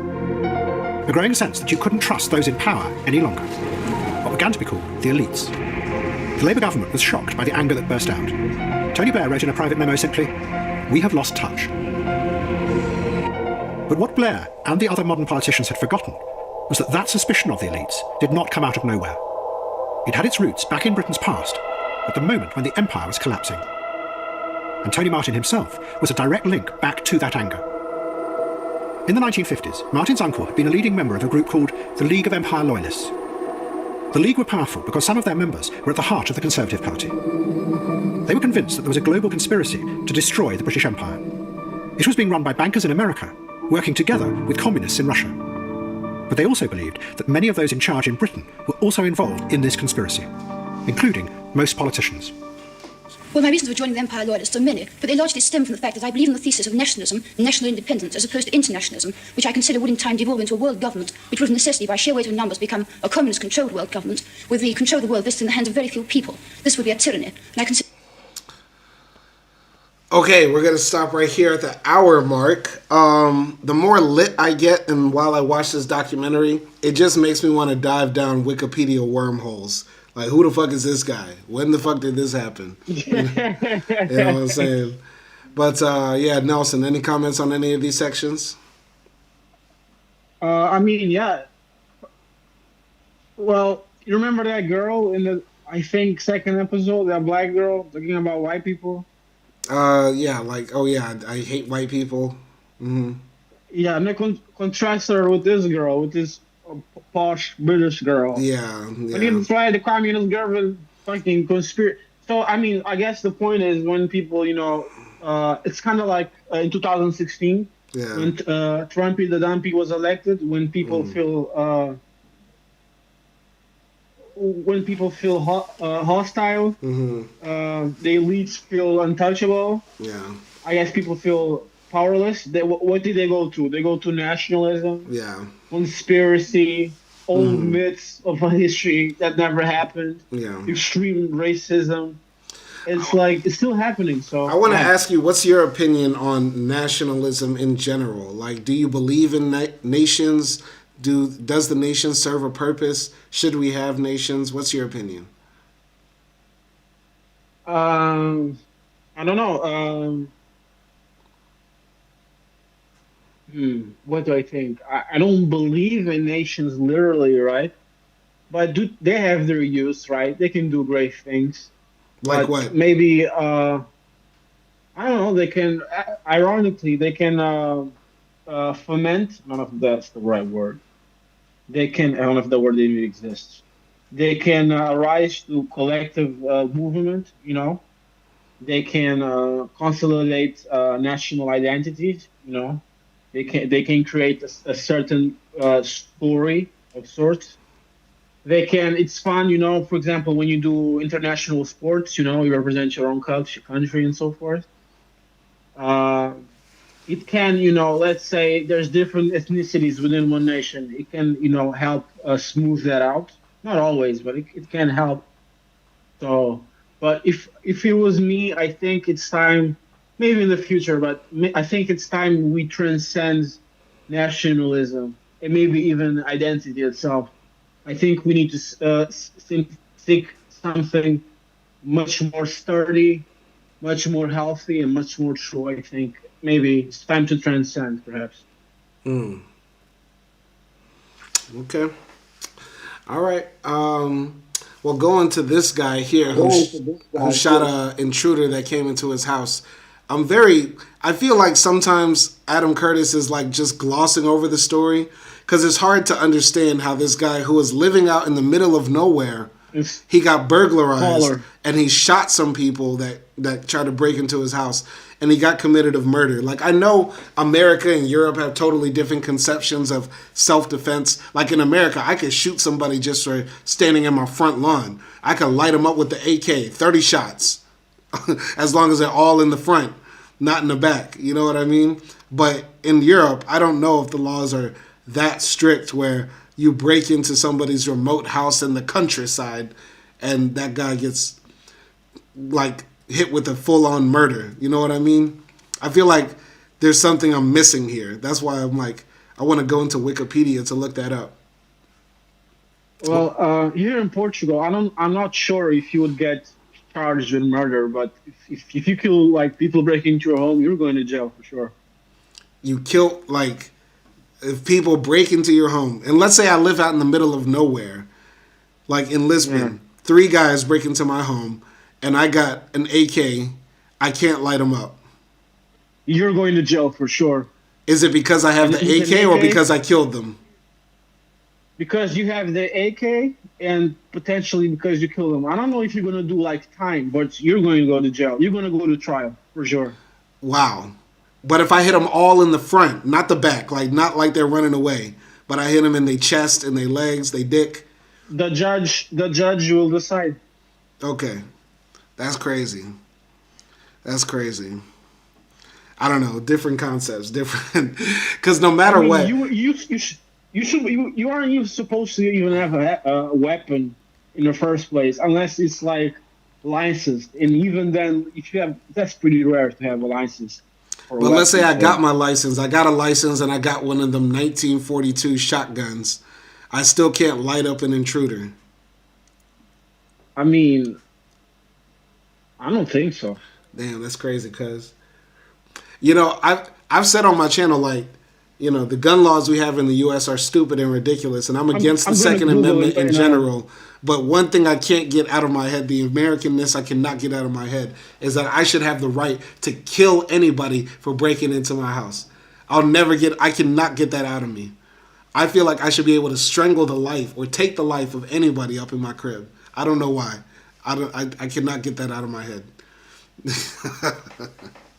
Yeah, I just Googled. First of all, I agree with you. I don't care. Like, if I'm in danger like that, which I have been, I'm shooting back or something. I'm doing something, man. There's no way I'm gonna be like, oh my god, the law doesn't let me do anything. So, I Googled, and Google Gemini says, no, Portuguese law does not give ordinary civilians a broad right to shoot intruders the way many U.S. stand your ground or castle doctrine, I don't know what that is, laws do. Yeah. Portugal's legal framework around firearms and self-defense is much stricter and much more restrictive than in most U.S. states. That's crazy. That's crazy. Damn. That's crazy.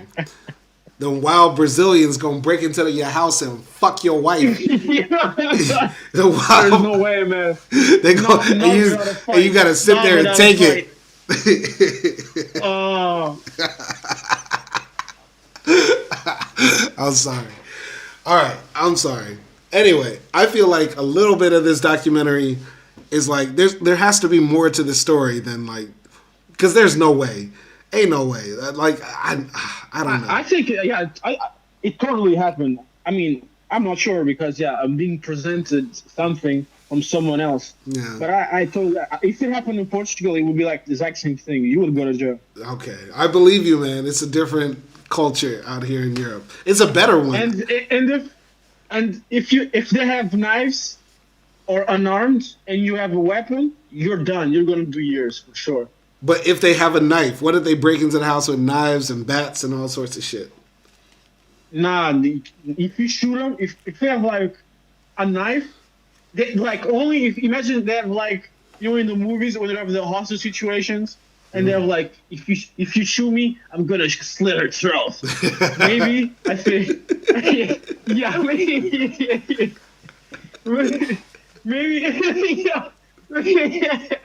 maybe in that situation you could do something. Or like there's guys with knives and you have a fucking shotgun, you're done. You're gonna do years for sure. Yeah. One more thing before we move on to the last 10 minutes. What did you think of the National Bolsheviks? What did you think of these people? I mean, I think it's I don't know if I can say it on YouTube. Retarded. You can say retarded. I think it's retarded. This is not the channel. Yeah, we say faggot and we say retarded and we say fuck niggers on this channel. Oh shit! Okay. It was fucking retarded. It was really retarded. Okay. Yeah. But I mean, it's like what Adam Curtis said. When certain things fail, people retreat into the past. Good. Yeah, especially if you're white. If you're white, you're really gonna go to the past. Man, if you're white, you're gonna go back to like 3,000 years ago or something. I mean, am I wrong? No, you're right. You for real. This shit reminded me, like last year I went to this this rally of workers here in Budapest, Hungary, and I'll never forget, on my right side, I had a like full-on communist, like a guy here. He said, yeah, I'm a communist here in Hungary, and I'm not like the old Soviet grandpas, like I'm a new lefty.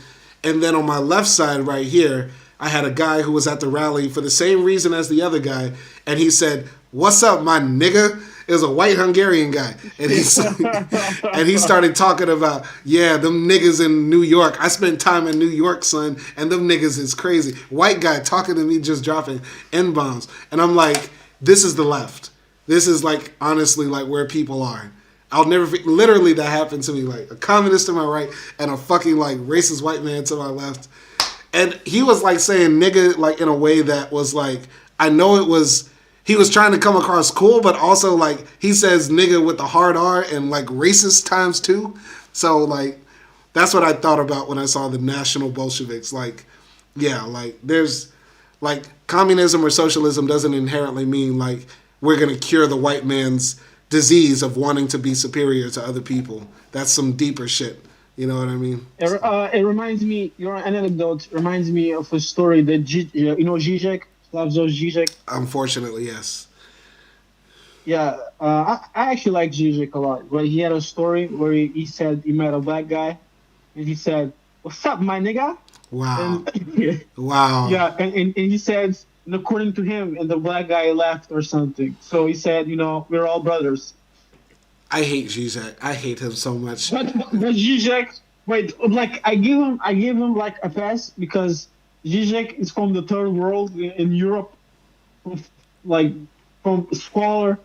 So if we're like a French guy, or no, for some post-colonial country, or a country more Number one, included he is into the Western Hemisphere, I'll be like, okay. number one. He is not from the third world. Slovenia is not the third world. That Slovenian cocksucker is at best from the second world. Slovenia is not the third world. Tell me, 1950s, 1960s, Slovenia is not the third world. When was he born? Was he born in the 50s or 60s? 40s or 50s. Okay, so then he came up in prime Yugoslavia, when Yugoslavia was a big-ass country, good-ass passport, high standard of living, wasn't a part of the Soviet Union. They had shit popping. That cocksucker is not a part of the third world. And he's not so fucking ignorant to know that calling a black person nigger, anything like that is not offensive. Fuck him. Fuck Zizek. For more reasons than just this. I haven't liked Zizek for a while, but now I have more reason to.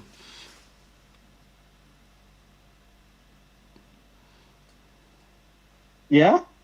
Okay. Okay. I mean, I like Zizek. I mean, like, I haven't met a non-racist white person, so it's like whatever. For me, it's like, you know, temperature. Yeah. There's like 15 Celsius, 30 degrees. For me, he's not that hot, so whatever. You're right. No, I agree with you. Like, all white people are pretty racist to some degree, and there's some you have to accept, right? But I swear to God, I have not met one white person. If I hung around with them, I didn't catch racism. Like, to this day. Yeah. No, that's natural. To this day, I haven't met none. It's natural to them. It's not natural. Yeah. No, but what I'm saying, that experience is natural. That's because that's the world we're brought up in. We're brought up in an anti-black, anti-immigrant, anti-non-white world. So that's like natural for them. But Zizek has been problematic for more than just that. Like, a lot of the things he does, like, I feel like he's leftist coded when really he's on some enlightened, centrist, beyond ideology bullshit. Like, if you really sit down and read and listen to Zizek, it's so far gone that it makes no sense.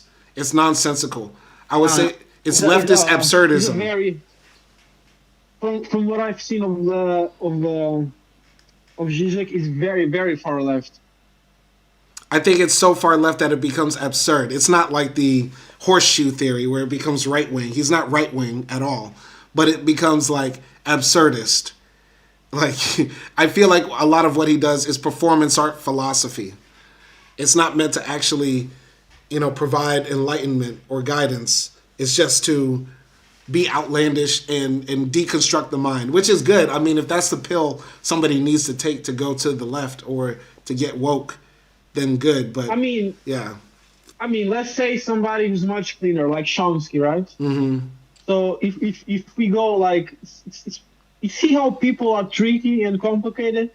Let's go by people, right? So Chomsky, he fits the picture of a leftist much more neatly, right? Mm-hmm.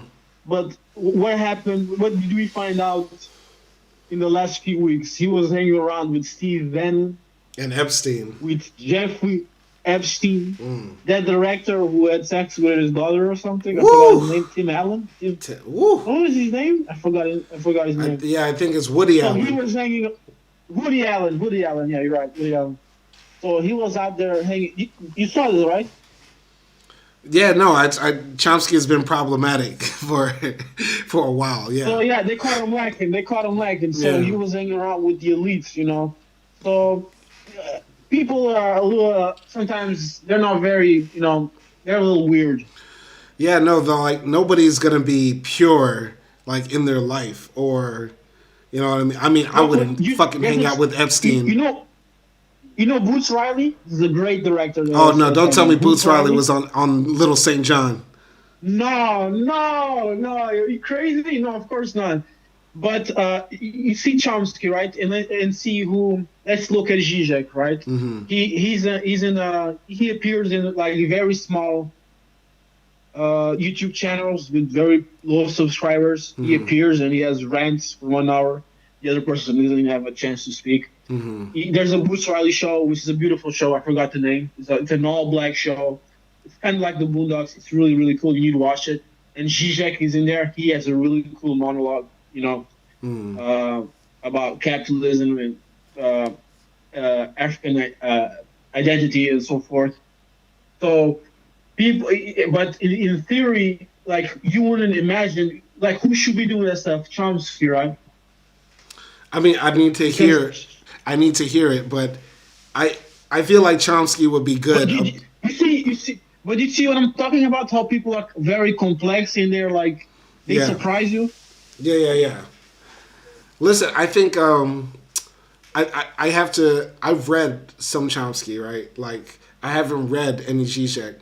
I've listened to him a lot, but I've also felt like you walk away from listening to Zizek and you feel like the fuck? Like what? It's like, you know what I mean? You know, if I could make a comparison, Zizek is to philosophy what Old Dirty Bastard was to hip hop. And Noam Chomsky is I know like, Old Dirty Bastard. Huh? Yeah, I know Old Dirty Bastard. Wasn't he part of a group? He was part of Wu-Tang. Shimmy, y'all, shimmy, y'all, shimmy, yeah. You been like that's. Didn't he die kind of young or something? Yeah, he died. Yeah, he died in like what 2008 or something like that. Wasn't he? Yeah. Yeah, I used to listen to a lot of hip hop when I was younger. Now I listen to like whatever. But like Zizek is the Old Dirty Bastard of philosophy. Yeah, that's Zizek, Old Dirty Bastard of philosophy, and like I guess Noam Chomsky would be like the modern day. I want to say like Lupe Fiasco, cause like he was like that guy, but like the more time goes on, he becomes the villain. You know what I mean? So I feel like that. Does he support Trump or something? Fiasco? No. But it's like okay, like Chomsky, his fault is like he doesn't believe in like the Bosnian genocide or like the Khmer Rouge were bad. You know what I mean? You know what I mean? And Lupe Fiasco. Genocide. Say what? He doesn't believe in the Bosnian genocide. Yeah, some shit like that. And like I feel like Lupe Fiasco has like tarnished his legacy by like being like, I don't know, like how to describe it, like just too far gone. You know what I mean? Lupe's a little bit too far gone. What did he do? I feel like Lupe, like he alienated his audience by saying like I'm so smart and y'all are so dumb, by like literally making a song called I'ma Dumb It Down. Y'all niggas too dumb, so I'ma dumb it down. Like shit like that. So I don't know. I feel like a Lupe Fiasco is a good comparison. But like Lupe paved the way. Paved the way for like Kendrick Lamar and Drake and Big Sean. So like whatever comes after Chomsky is probably going to be very dope because they're building on Chomsky. You know what I'm saying? Yeah, like that's the difference. You can see Zizek hang around with Diddy, but Chomsky hangs around with Epstein. You know? That's a good. Yes, exactly. I can see Zizek hanging out with Diddy, but Chomsky's with Epstein, and that's a different level. That was better than everything I said the past 5 minutes. That's perfect. Yes. Oh man. Anyway, we're gonna watch the last 12 minutes of this documentary at 1.5 speed. Then we're gonna give final thoughts and then call it a day. We're starting at 59:57. Let's go.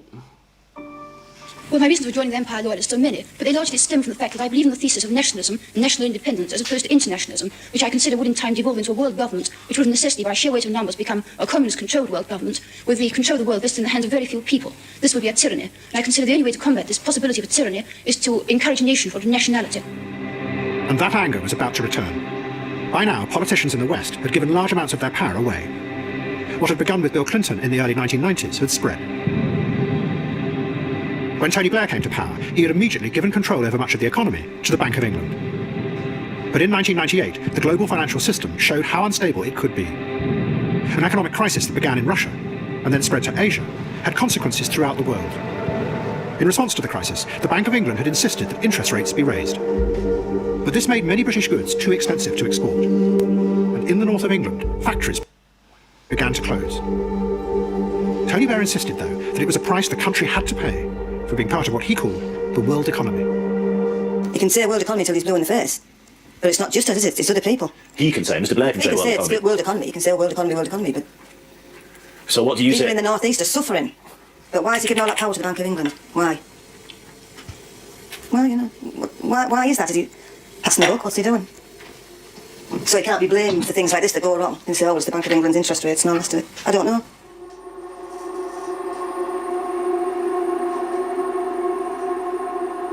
They're just storing their mouths and letting the wind waffle their tongues about, as far as I'm concerned. Get up here and get things sorted. You vote a Labour government in, you vote for them all your life, and this is a crap you get off them. You think it's all wrong what's happened? What could they have done? Give us more support, stepped in, put a shoulder behind us, show a bit more muscle. Just let them know that they can't do this. And at the end of the century, a new anger began to grow, out in the margins of England, that in the future would get mixed up with the furies of the past. But the politicians increasingly found that there was little they could do to respond to this anger. Because over the past 10 years, all kinds of new organisations had grown up that were deliberately designed to limit the politicians' power. Because national politics was dangerous to the stability of the global system. The idea had originally come from technocrats inside the European Union. One of the leaders was a political scientist called Giandomenico Maione. Politicians, Maione said, were always driven by short-term, self-interested motives, which meant that they too were irrational. The solution, he said, was to bypass the politicians completely. Vous avez des problèmes avec le pacte de stabilité? Pardon? Avez-vous des problèmes avec le pacte de stabilité? Pas tellement. And in the 1990s, behind the scenes of the political debate in the European Union, Maione and a group of technocrats created a range of new institutions that were deliberately designed to avoid political interference, and instead run large areas of society in a rational way. Maione gave them a boring bureaucratic name. He called them non-majoritarian institutions. But in reality, they were a completely radical invention that challenged the very idea of democracy. These new organisations, Maione said, are by design not directly accountable to voters or to their elected representatives. Out of it was going to come the massive range of new bureaucracies that today run large parts of the modern world. Not just central banks, but all kinds of regulatory agencies, special courts and expert bodies, all of which govern not through political policies, but through rational, scientific assessment and measured outcomes. And the European Union became the centre of this experiment. In front of house, the elected politicians debated subjects like human rights, but continually failed to come to any conclusion. Noi dobbiamo apprestare una serie di garanzie, una serie di protezioni per I cittadini. Are we concerned with rights or with political objectives? And much of what we're going to discuss today is... Personnellement, je pense que les femmes méritent d'avoir 2 articles dans la charte. But quietly, behind the scenes, what were being created were, in Maione's words, specialised institutions, staffed with neutral experts, carrying out policies with a level of efficiency and effectiveness politicians cannot and never will achieve. The original idea behind mass democracy had been that the politicians would be the bridgehead for the people into power. They would challenge the powerful groups at the top of society on behalf of the people. But then, the people, driven by the new individualism, had retreated into their own private worlds. So the politicians switched sides and became instead the representatives of the new powerful technocratic class. It still looked like they were powerful and had control over events. But now the people had gone. Beneath them was a void.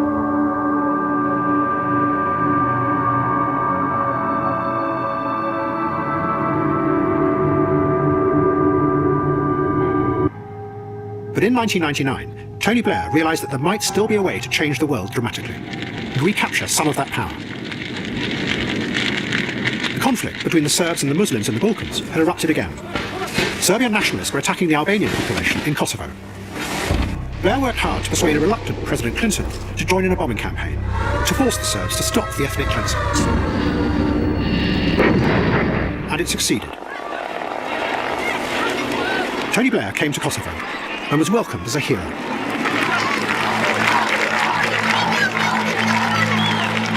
At the refugee camp, Blair presented what they had done as an expression of that epic vision that Bernard Kouchner had put forward 20 years before. We are all one world, linked together simply as individuals, not divided by political ideas or by nations. And we, the good politicians in the West, have a duty to intervene, to help the victims of all evil dictators, wherever they are in the world. This is not a battle for territory. This is a battle for humanity. It is a just cause. It is a rightful cause to make sure that these people, innocent people, who have been driven from their homes at the point of a gun, are allowed by the world community, acting together, back to their homeland, back to Kosovo, so these people can become symbols of hope, humanity, and peace. Thank you. And the new ruler of the independent Kosovo, appointed by the United Nations, was Bernard Kouchner. We were taking significant step towards stability and democratic self-government in Kosovo. In the 1990s, the triumph over communism had ushered in a new era. Liberal politicians in the West had willingly given up much of their power in the interests of the greater good, of global stability. The power had gone first to the global financial system, and now it was being given to the American military as well. It looked like a new world. But underneath, the old forces of money and military power were reassembling and resuming their dominance. All right, so that's the end of the documentary episode 4, But What If the People Are Stupid? I think that's the title right here. This episode I feel like was better than episode 3. I still feel like episode 2 was the dopest one. So my ranking right now would be like 2, then 1, then 4, then 3. As far as like entertainment value and like interesting things. And yeah, it was just an interesting note to end on. I'm not going to argue with what I think the premise of this documentary is. But I just want to say about the non-majoritarian institutions, I actually like this idea. I'm going to keep it real. People are fucking stupid, as we see. People are about to vote for a fascist in Portugal to run their country. People over here in Hungary are about to vote for a fascist again. People in my country have voted for a fascist before. People are fucking stupid. So there has to be a set of people to say, like, okay, we're going to try to do the best we can for people based on results, statistics, ideas, and fuck what they talking about. So that's what I have to say. All right, Nelson, anything you want to say? You have like 5 minutes. I want to ask you a few things. Go ahead, yeah. 4 minutes. Go ahead. So, like, did you listen to the song in the end? We are people, da-da-da-da, that one? You get what you deserve. Yeah. Yeah, man, like, so, that's my question, Simon. Are we getting what we fucking deserve? We switched, I mean, I wasn't even alive, right? But we replaced collective action, collective power, dreams of the future, charity and so forth into fucking freedom, so we can buy, like the song said, so you can buy more shoes or whatever. So we can suck more dicks if you want to. Freedom to suck more dicks. All right. So, like, are we getting what we deserve right now? I would argue no. That's like saying the children of Gaza are getting what they deserve because they voted for Hamas. Like you just said, I wasn't even born then, so why does my life suck because of some decisions people made in the past? People shouldn't suffer because of what their forefathers did. So, yeah. But I mean, don't you have at least, like, rationally your argument makes sense, but don't you have the feeling that we're getting as humanity, that humanity is getting what we deserve? No, I believe in some level of determinism, but also that there are multiple universes. And I honestly believe we're living in not the worst possible universe. We could be living in the universe where the Nazis won or where slavery is still alive. You know what I mean? But we're living in one of the worst universes right now. Let me tell you why we deserve certain things. I don't know if you know, Tony Blair is in the so-called Council of Peace of Gaza, which was announced yesterday. Yeah. Okay? You know Denmark, right? Which supposedly, well, Greenland belongs to Denmark or whatever, right? Mm-hmm. And they're complaining about America, right? They're crying, oh my God, they can't sleep at night. Mm-hmm. When they go to sleep, they have nightmares of Trump dancing. Mm-hmm. All right?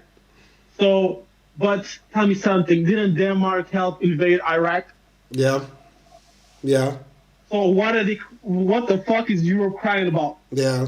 That's the Tell thing me about. what the fuck That's the thing is about. Europe crying about? That's the thing about colonialism, white supremacy, fascism. It always comes home to bite you in the ass. So yeah, you were a part of invading Iraq and Afghanistan. That's a very good point. I didn't even think about that, but you're a genius, and that's true. Denmark was a part of the coalition of the willing, and now the empire of evil is biting them in the ass. So very good point. If NATO breaks out, I mean, like, we don't even need to go that far. Did any European country sanction Israel over their fucking genocide? Weren't they like fucking protecting it? Nope. Now it's coming home. Now it's coming home. Now it's coming home. Now it's coming. I mean, so tell me, aren't we getting what we deserve, man? In a great cosmic sense, like, I wish we were black people 3,000 years from now, when like Uganda is what Switzerland is today, like in the future. You know what I'm saying? And we can look back and be like, damn, the Europeans fucking sucked and they were fucking stupid. But we're living in this time now. And so I don't want to say that. But in a long scheme of things, like when we're long dead and gone, like this is like the just desserts of like Europe and its civilization and Western civilization. Like karma is coming to bite them in the ass for 600 years of colonialism, slavery, oppression, and shit like that. So, yeah. No, I'm not like Shahid Bolson, right? Shahid Bolson, he says, the West is evil, I hate the West or something. I think the West is as evil and the West as good, right? I don't think the West is this irredeemable thing and needs to be burned down or something. But let's be honest, isn't the West completely bitch made? I agree with that. I would argue that the West is more evil than good, though there is some good to be found in it. But yes, totally bitch made. Yes, yes. Yes. Like, I mean, like the head of NATO, Mark Rutte, which when I lived in the Netherlands, in Holland, he was a president actually, but now he's the head of NATO, and he's out there calling Trump daddy. There's a what? Wow.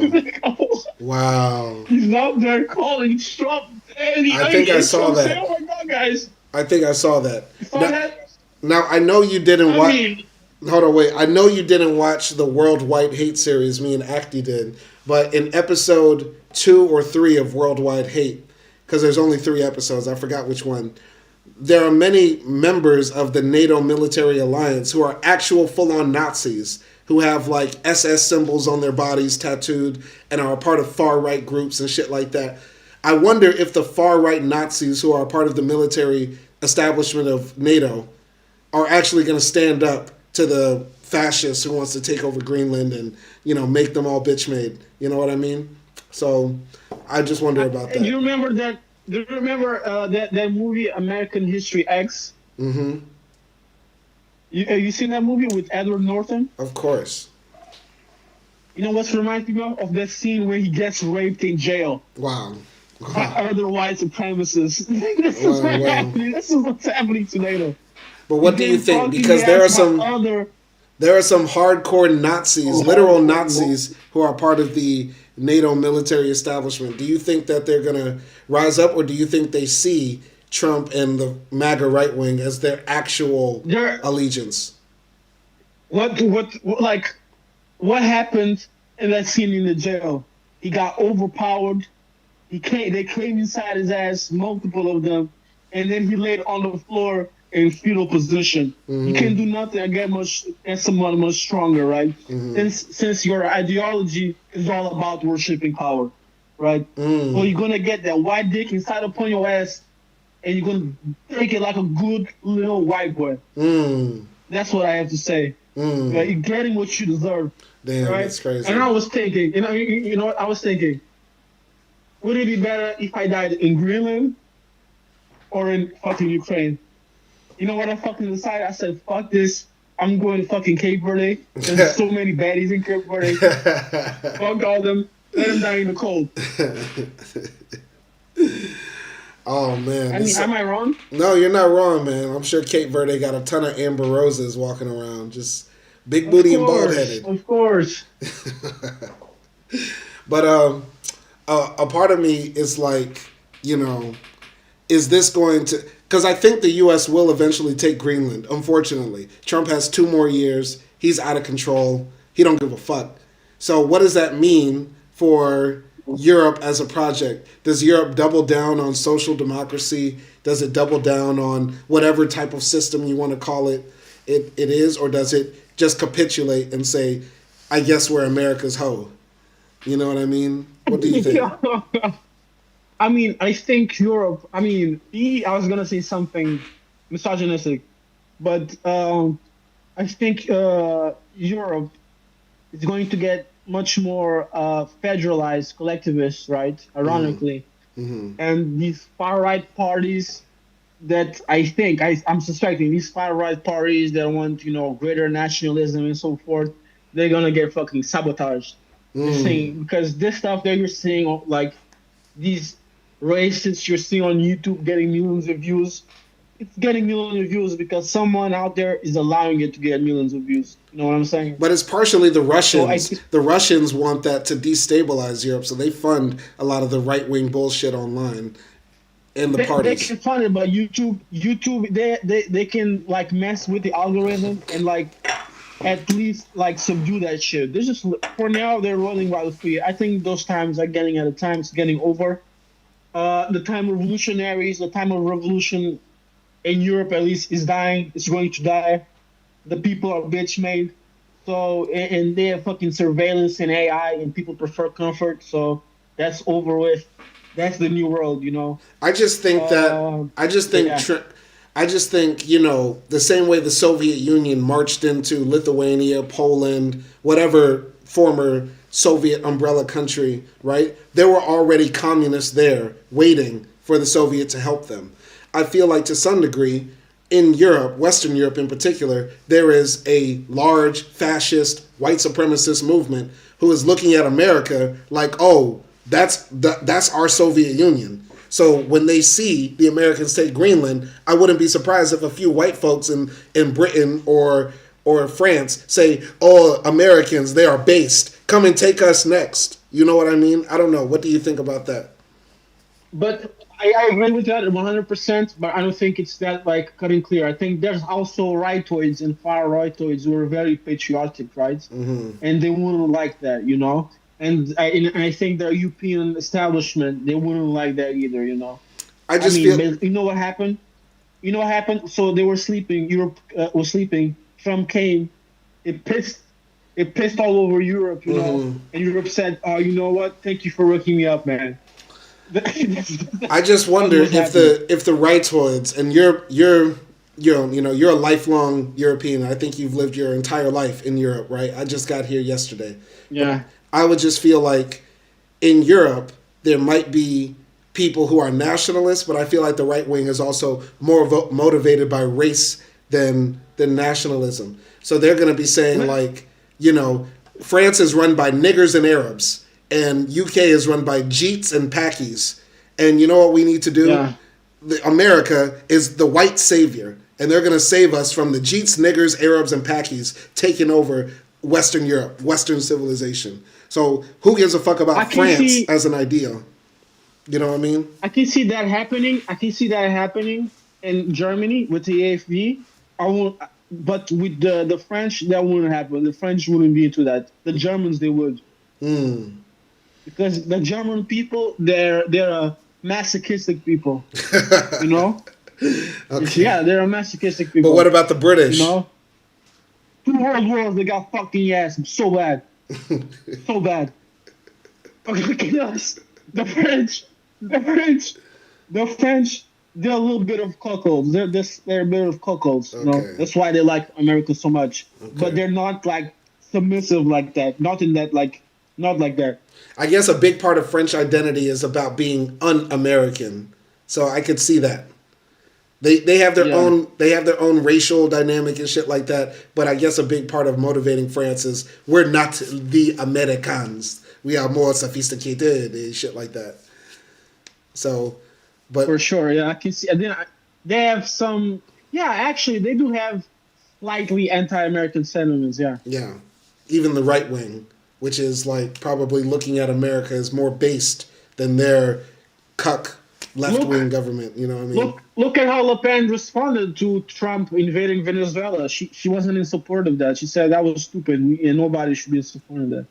Macron, of course, she supported that. Of course. Now I have to ask you, what do you think First about? of all, what do you think did about? you see that lady Machado gave Nobel to Trump? Yeah, that bitch. I don't even want to give her any time That's of a day. good submissive woman.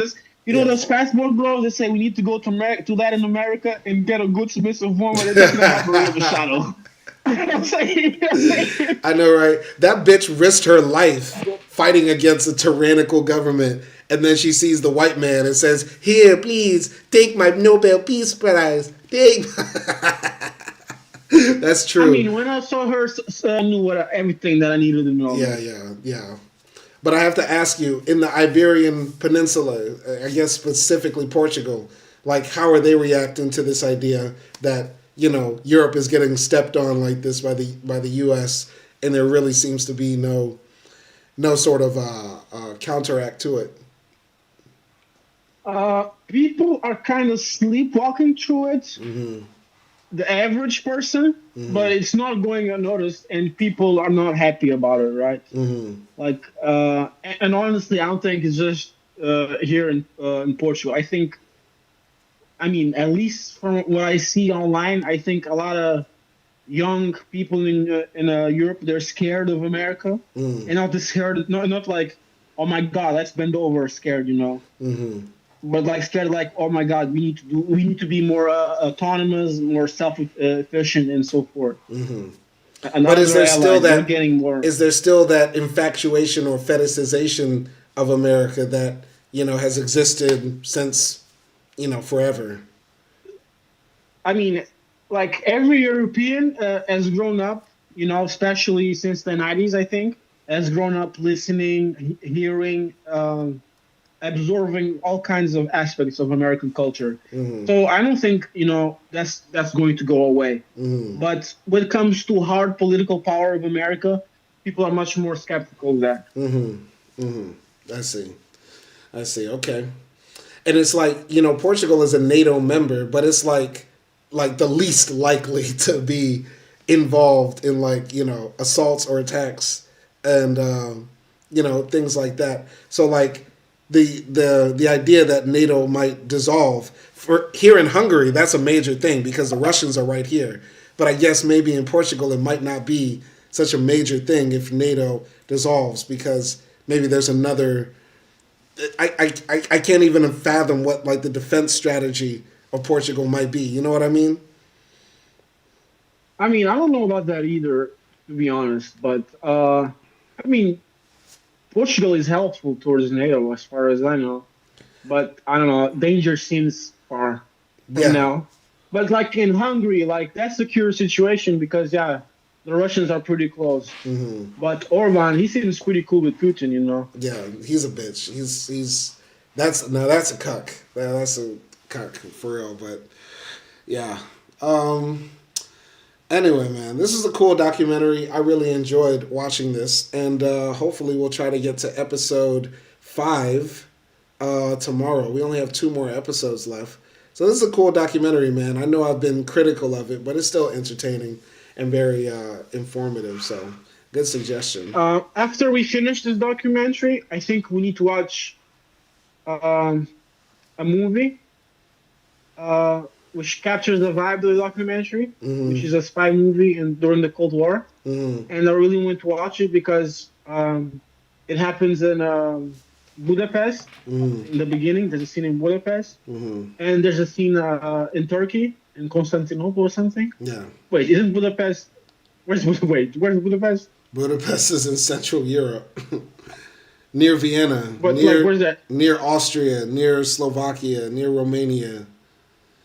Okay, I was scared. I thought I was confusing Budapest like in Turkey. So we're going to see Budapest, and we're going to see Turkey, and there's like a lot of themes discussed in this documentary, and I also wanted to watch you to watch so we can review together. An episode of a series, right? We can watch it alone. The movie is an adaptation of the book, and the series also is an adaptation of the book. We can watch the one episode of that series because that entire episode is in Portugal. So since we haven't seen nothing like made in Portugal, we could watch like the Portugal thing and then the movie. All right. We'll just send over the name, put it in the email or comment section. We'll get to it. And yeah, that was cool, man. I appreciate the suggestions. I'm demanding too much, right? I'm asking like I'm looking entitled right now. No, you've been a heavy supporter on this channel, so it's always good to talk about media. You know what I mean? There's never nothing wrong. I mean, we're leftists with no power, and all leftists with no power, all they can do is critique media. True, very true, so true. But anyway, we'll call it a day right here. Thanks for joining, everybody. If you're watching this on the playback, y'all be easy out there, and thanks, Nelson, for showing up. Thank you. Peace. Peace.